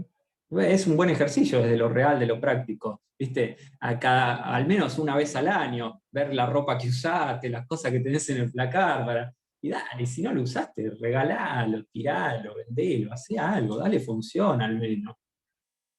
Si querés hacer algo de lo espiritual individual con algo, bueno, regalalo, dalo. Si hay gente que de lo material le falta, bueno, ayuda con eso. Lo decíamos que pasa con las cosas. Pasa con las relaciones también. ¿Se acuerdan? Que decíamos, Pasa en las relaciones, pasa en la enseñanza también espiritual. Gurdjieff en la escuela decía, pero después de un tiempo les ofrecía tratados, les ofrecía cosas, al principio se lo agradecían, viste, como si fuese la enseñanza divina. Después de un tiempo, claro, con la costumbre, el apego, el deseo cumplido de la completitud, una mierda todo, no le agradecían nada. Pobre Gurdjieff, lo que tenía que trascender. Y en la relación es lo mismo, ¿viste? Conocí a una persona maravillosa, el amor de mi vida. Pasa el desencanto de la proyección del registro imaginario del sujeto en el otro, pasa un tiempo y de la persona maravillosa pasa a ser un boludo, una boluda. Le das un tiempo más cronológico, el divorcio. El boludo pasó a ser un hijo de puta. Pero yo lo veo de la profesión de abogado, lo veo eso, y está. Después se reúnen con los amigos, las amigas, ¿sí? ¿Ya te divorciaste del sapo? O sea, pasó de príncipe a sapo. Cuando el cuento es al revés. O sea, el cuento te dice que va a besar al sapo para convertirlo en príncipe. Bueno, esto es esta época, donde el registro de lo imaginario se sobrepone a lo real. O sea, toda la fascinación de la proyección del registro imaginario que hay al principio, después se diluye con los mundos de la ilusión, como la maya. Se deshilacha, se pierde, se rompe. El mito del Cronos hace su trabajo sobre todas las cosas y las relaciones y no te centrás desde el individuo. Se pierde. A la mierda. O sea, no hay punto para apoyarse desde lo real. Por eso tanto la materia como las relaciones, es decir, la ética de los bienes y de las relaciones, se tiene que construir. O sea, al revés de lo que te muestra lo general hoy. Hay que empezar por el sapo. Hay que ir desde el registro de lo real a lo sutil. O sea, el sapo, el sabor de lo amargo. Bueno, luego utilizás el registro de lo imaginario para sublimar lo real. Y finalmente llegar al registro de lo simbólico. No es chiste. O sea, el amigo Carl Gustav Jung, gran iniciado, en sus terapias, que hacía desde lo psicológico hacia lo más allá, preguntaba a sus terapeutas qué cuentos les habían leído en su niñez. O sea, qué mitos habían integrado desde la infancia, porque desde los 0 a los 7, 10 años se genera el inconsciente personal de cada quien, con esas historias también. Entonces era muy importante. Entonces, ¿qué hacía con eso? Sublimaba, sublimar, es decir, limar las asperezas de lo que sobra, y para limar hay que darle duro, para separarse de lo que no, para quedarse con lo que sí es. Todo el mundo está de moda, ¿viste la palabra? No, hay que sublimar, sublimar. Pero nadie quiere ponerse a limar. Todo el mundo, nadie quiere agarrar la limación de la sublimación, que es el fuego por fricción. O sea, ¿quién soporta la fricción y la presión del iniciado? ¿Quién soporta pasar de carbón a diamante bajo la presión? Ese evento psíquico que se da en cada quien. Antes que lo mencionábamos a Gurdjieff con su escuela, con las cosas que hacían, que lo orientaban muy bien en muchos ejercicios. Tenía un ejercicio que se llamaba el stop, que por ejemplo estaban así en un plenario, en un seminario como estamos ahora, presencialmente, obvio no existía el Zoom en esa época, entonces el tipo de golpe estaba dando el plenario y agarraba y decía, Magdalena, stop. Entonces, esa persona se tenía que quedar en la posición física que estaba hasta que Gurdjieff le decía, bueno, ya no más stop. Y a veces eran 2 minutos, pero a veces lo tenía 2 horas a la persona. Claro. Entonces, imagínate el grado de conciencia que tenías que tener todo el tiempo, desde lo físico para estar en una buena postura meditativa, como se dice el Buda, para poder contemplarse a uno mismo y poder estar horas así. Para poder desapegarse de la postura física. Imagínate la presencia que había que tener. Eso sí era conducente a la liberación. Pero bueno, fíjate, ahí empezamos a ver las diferencias de deseo, de apego, de anhelos, y de hacia dónde es de creación. no es lo mismo la creación, crearte, crear el individuo propio a través del creer, que simples deseos de la materia, egoicos entendidos como el superyo de la personalidad en términos más psicoanalíticos, que la propia creación del individuo. ¿Mm? ¿Por qué verdad íbamos? Ah, por la 2. Me perdí, dije tanta cosa. Íbamos por la segunda verdad. La tercera, que es que el sufrimiento puede extinguirse. Ah, bueno, al fin empezamos a ver, ¿viste?, la salida del laberinto. La tercera verdad nos dice que ese dolor que existe del sufrimiento se puede superar. Es decir, que ese dolor ese sufrimiento tiene una causa, ¿ah? Ley de causa y efecto, que ya la estuvimos mencionando. Que acá se empieza a aplicar la ley de causa y efecto. Y yo estoy viendo causas y efectos para el encuentro de hoy. O sea, en términos de proporción del taller y de información, estamos a la mitad. Estamos a la mitad del camino, realmente. Y no vamos a hacer un seminario de 4 o 5 horas porque, primero que no se avisó, no son los plazos.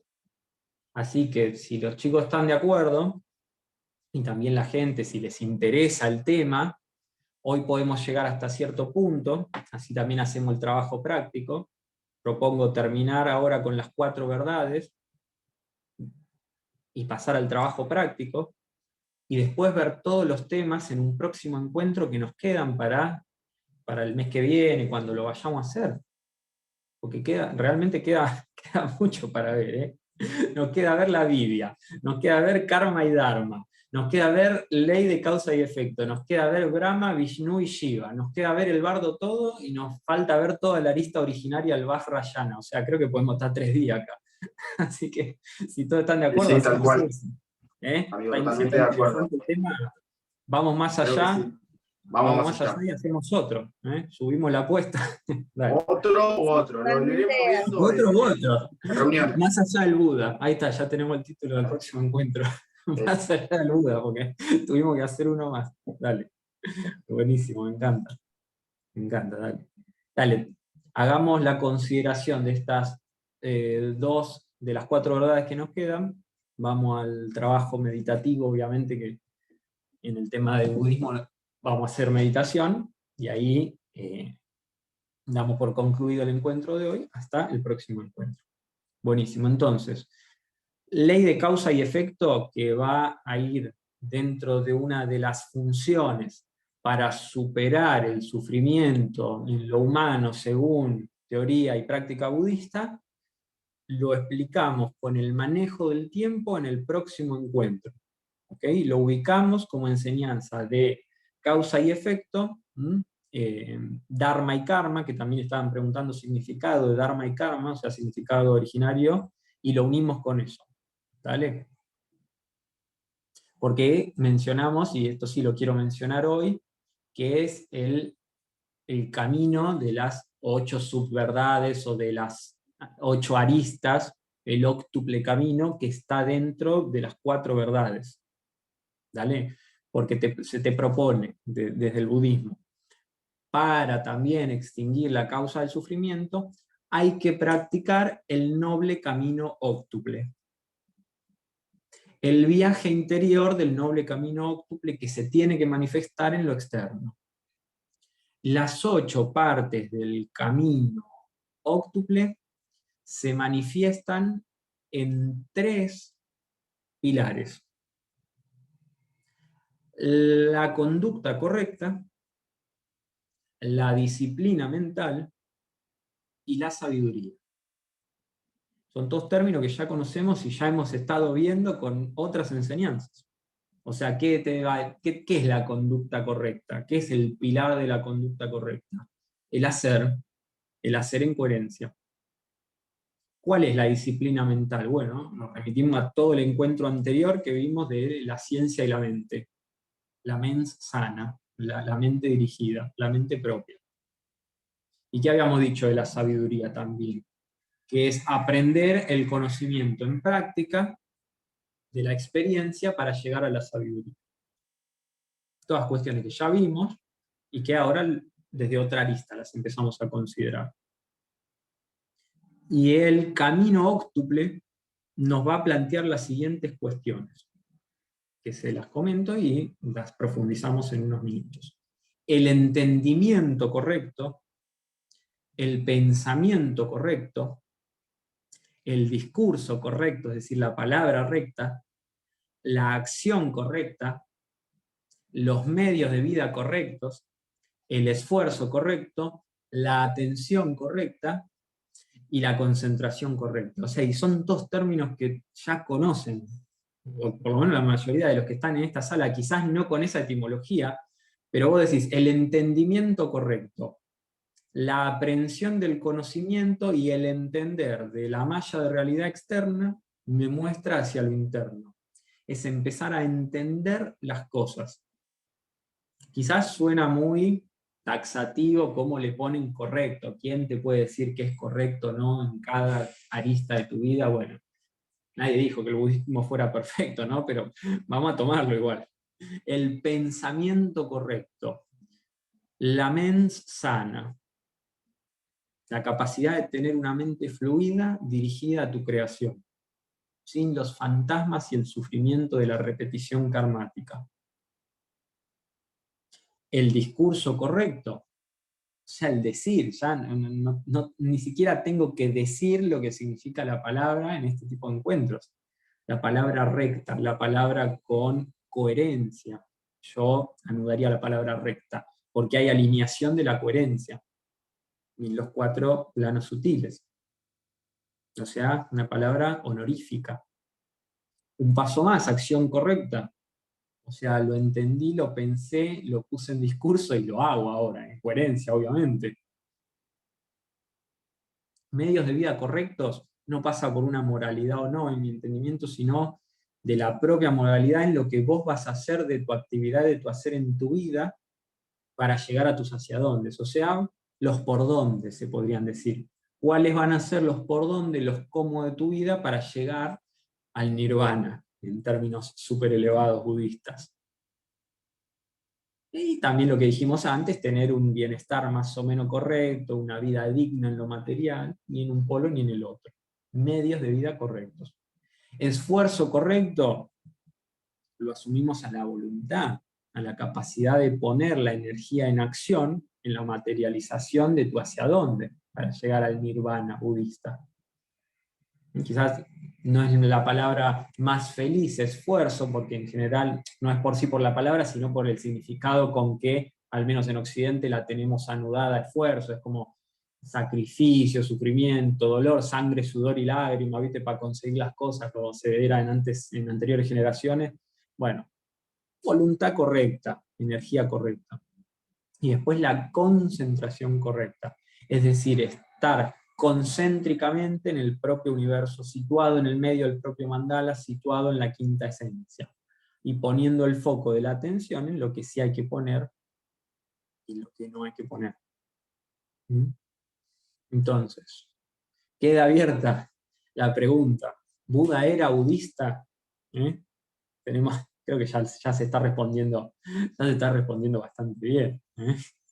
Ya cada quien sacará su conclusión, hará su propia destilación. Así que bueno.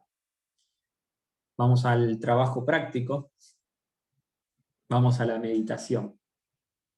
Vamos a hacer una meditación de mano izquierda y de mano derecha al mismo tiempo. Así unimos mundos. Dale. Quizás nos pasamos 2-3 minutitos de las 12, un poquito más, un poquito menos, pero bueno, es importante hacerla. Integrar en el mundo sutil todo lo que venimos haciendo en el mundo concreto. Así que bueno, como siempre, cada quien se vaya acomodando. Si es que tienen una silla cómoda, un sillón cómodo, ¿para qué sirven todas esas cosas? Estar calentito, sirve. Así que bueno, cada quien nos vamos acomodando en nuestro espacio, integrando el espacio físico, el espacio simbólico, sentados, acostados, como cada quien lo sienta. Empiezo a conectar con lo que va más allá del cuerpo, pero para llegar más allá del cuerpo hay que conquistarlo primero. Así que lo vamos a conquistar haciéndonos presente de él. Me relajo, siento el cuerpo pesado ahora, como que cada vez se pega más a la silla, al sillón, a la cama, donde esté. Y empiezo a respirar conscientemente. No a guiar la respiración al ritmo que yo quiero, sino simplemente a observarla. Observo la respiración. Observo que está fuerte, está suave, es en el pecho, es desde el diafragma. Simplemente la observo, ni siquiera la analizo. Observo cómo está mi respiración. Si cuando el aire entra por mis narinas está frío, está tibio. Si cuando sale, sale más calentito por el proceso alquímico del cuerpo. Y empiezo a observar. Si vienen a mi mente pensamientos, en este momento los dejo pasar. Les puedo agradecer por venir y les digo que luego atenderé esas cuestiones, que probablemente sean importantes. Pero ahora no es el momento. Lo agradezco y me conecto nuevamente con la respiración. Si vienen muy, muy en continuado, entre cada respiración puedo imaginar un número. Es decir, inhalo, veo un 1, exhalo,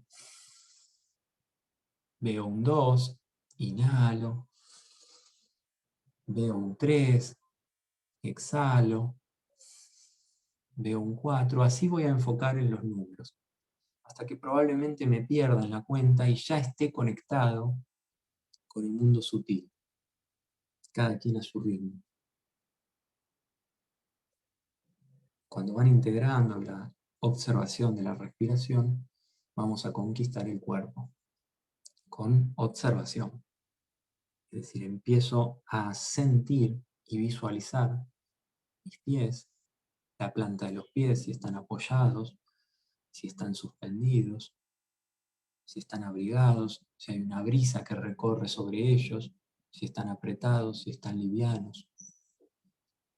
Esa energía sutil que le pueden asignar un color y va a ser como una leve y suave caricia que irá recorriendo las partes del cuerpo, empieza a subir.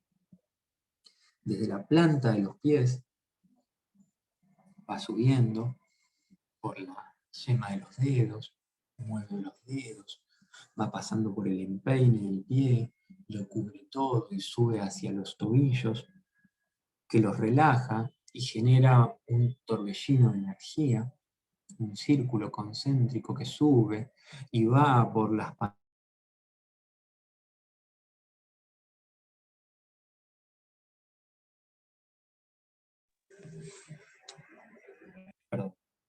va subiendo los desafíos del momento, del vivo. Volvemos. Va subiendo esa sensación de relajación por los tobillos, va subiendo por las pantorrillas, por los gemelos, va llegando a las rodillas, esa sensación de caricia liviana, esa energía de color que va envolviendo el cuerpo, llega a los muslos, a los cuádriceps, a los isquiotibiales, zona de carga, la cual relajo, se hace más pesado el cuerpo, cada vez más pegado a la silla, a la cama, al sillón. Empiezo a llegar al Muladhara, al primer sello de información, al chakra que conecta con la tierra. Lo relajo también, relajo el suelo pélvico, los genitales, los glúteos, toda la cadera, zona de creación simbólica de sexualidad real, y va subiendo por el hueso sagrado, por el sacro, y va conectando con la columna, subiendo esta energía, esta luz, encendiendo la columna como si fuese una lámpara que va prendiendo cada vez más. Considero el dorso, el frente con mis intestinos, lo oculto, lo que no se ve.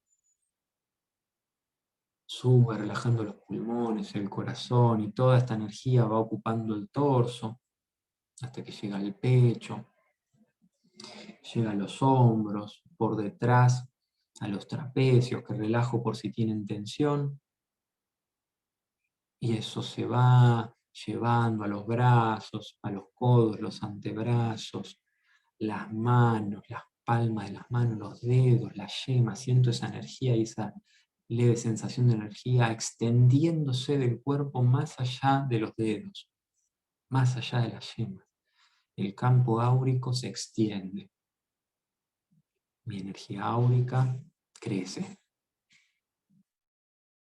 Esa energía vuelve a subir por el cuello, la garganta, disolviendo las cuestiones encerradas ahí. Sube por el trapecio y va subiendo por todo el fondo del cuello, por las cervicales que pueden tener tensión, por atrás del cráneo, relajo todo el techo del cráneo, la parte superior, y voy subiendo y baja por la frente, por las cejas, relajo mis ojos, las orejas, la mandíbula, los pómulos y la boca. Puedo entreabrir la boca si así lo requiero para relajación, pero sigo inhalando y exhalando por la nariz. Conquisto el cuerpo con esta observación. Estoy pleno en él. Si hay algún lugar que quedó doliendo o con molestia, se envía una respiración para sanarlo. Sacar el dolor y la molestia con la exhalación e integrar la sanación con una inhalación. Disfruto unos momentos de esta bella sensación de bienestar.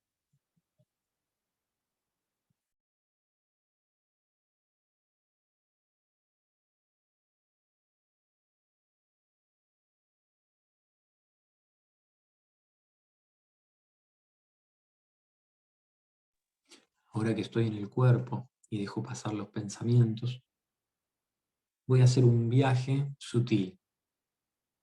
Nos vamos a adentrar en las cavernas, a ir a meditar en el lugar donde el alma tiene más terror, a enfrentar los demonios de cada quien.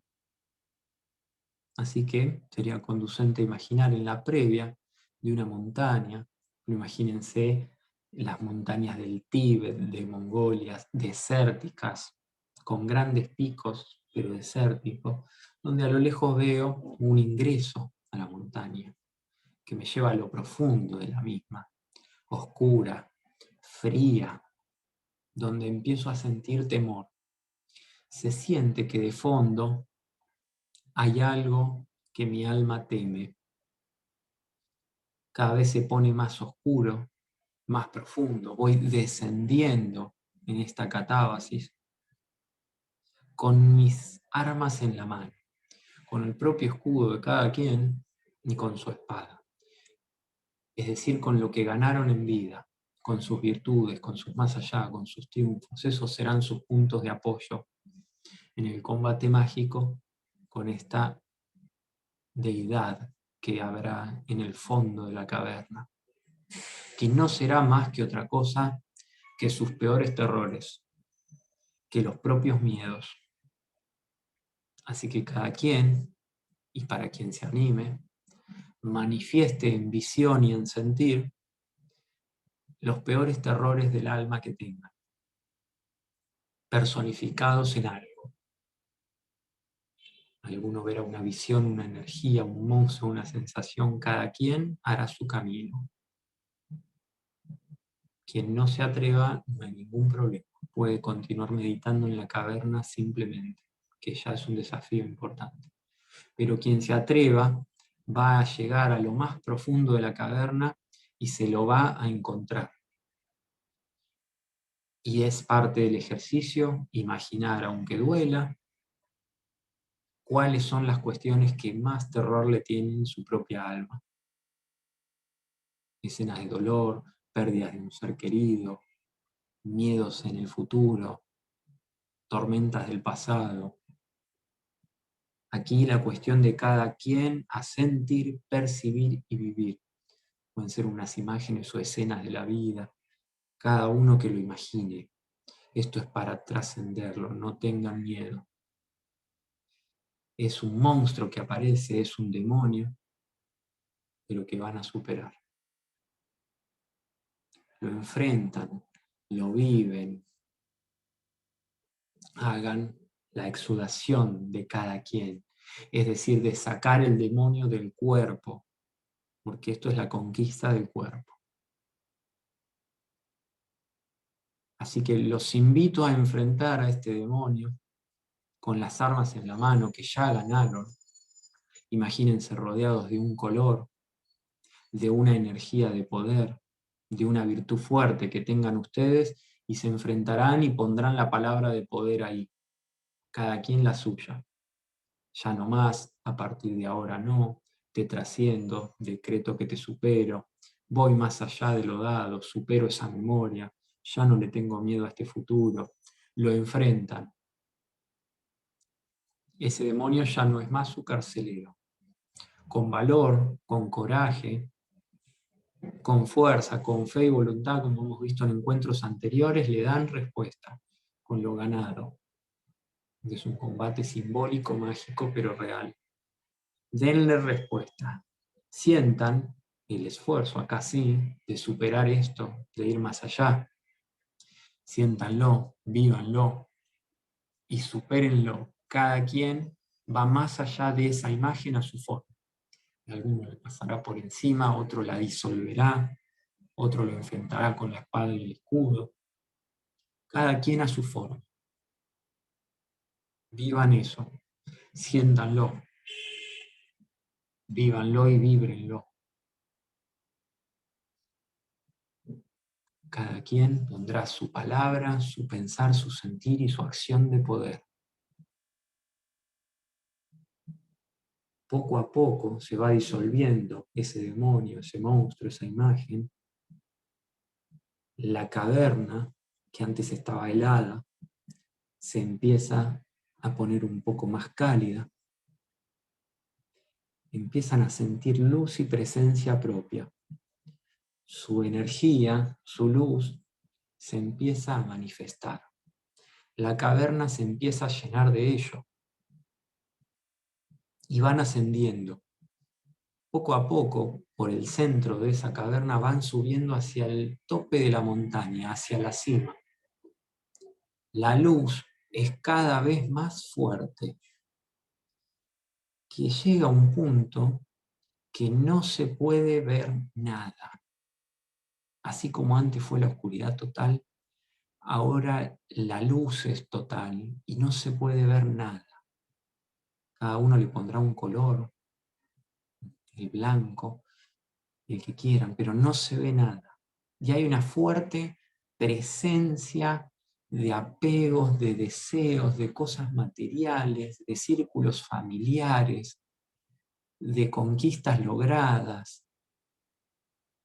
Todo eso está en la esfera de luz de cada quien.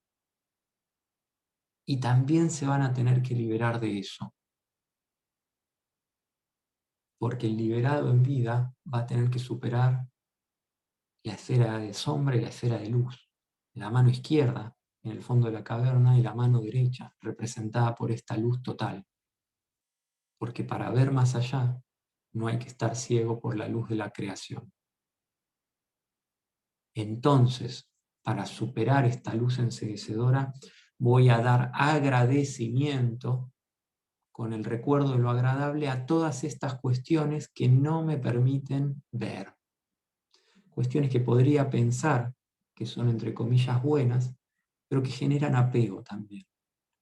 Materialidades, relaciones, vínculos, formas de ser, todo eso habrá que desapegarse. No descartarlo, no es necesario sacarlo de la vida, pero sí desapegarse.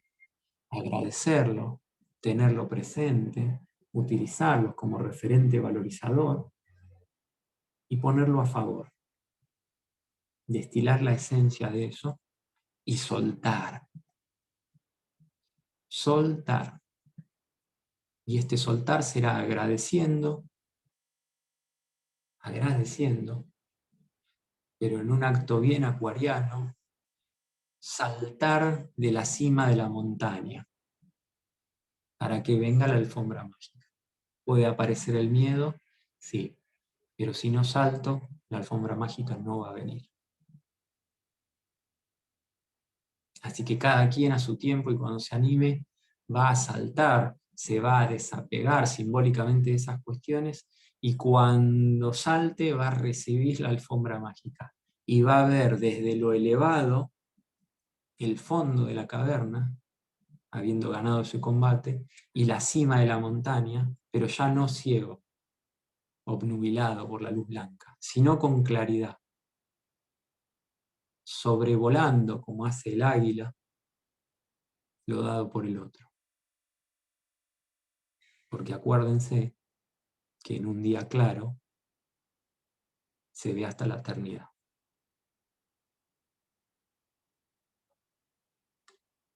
Así que disfruten de ese vuelo, en esa alfombra mágica, y vayan volviendo al cuerpo. Cada quien en su alfombrita o en su red de contención, vaya volviendo al cuerpo, habiendo ganado a los designios del otro. Vuelvan plenos, vuelvan heroicos, habiendo trascendido la rueda del samsara, entrando en la rueda de la vida. Vuelvan con el triunfo, vuelvan sobre esa alfombra con el triunfo, más allá. Empiecen a sentir el cuerpo, empiecen a sentir la esencia de lo físico de nuevo, vayan posicionándose y empiecen a sentir las partes del cuerpo. Esa esencia que estaba arriba de la alfombra, arriba de esa red, se vuelve a conectar con el cuerpo.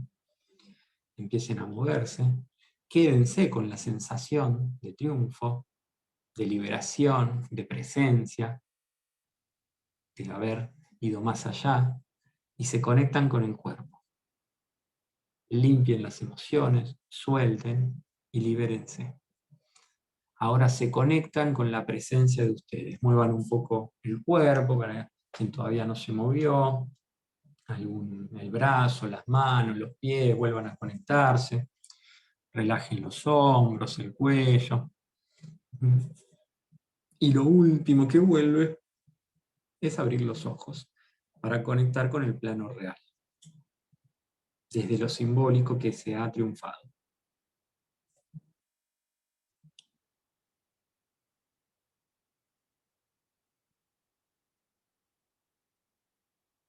Así que bueno, hoy se puede decir que fue el principio, pero el principio es la mitad del todo también, dar el primer paso. Hoy con la enseñanza de nuestro amigo Buda. Creo que este es un buen punto para, bueno, concluir el encuentro de hoy. Pero nada más que eso. Es un hasta luego hoy. No es un adiós. Hoy es un hasta luego. Así que bueno, nos encontramos en las diversas aristas del camino que nos vamos viendo todos. Y como siempre les deseo mucho éxito. Un gran abrazo para todos. Adiós. Gracias a todos. Nos vemos la próxima. Chao, muchas gracias. Gracias, Joel. Saludos a Chao. todos y a todas. Chao, chao. Gracias.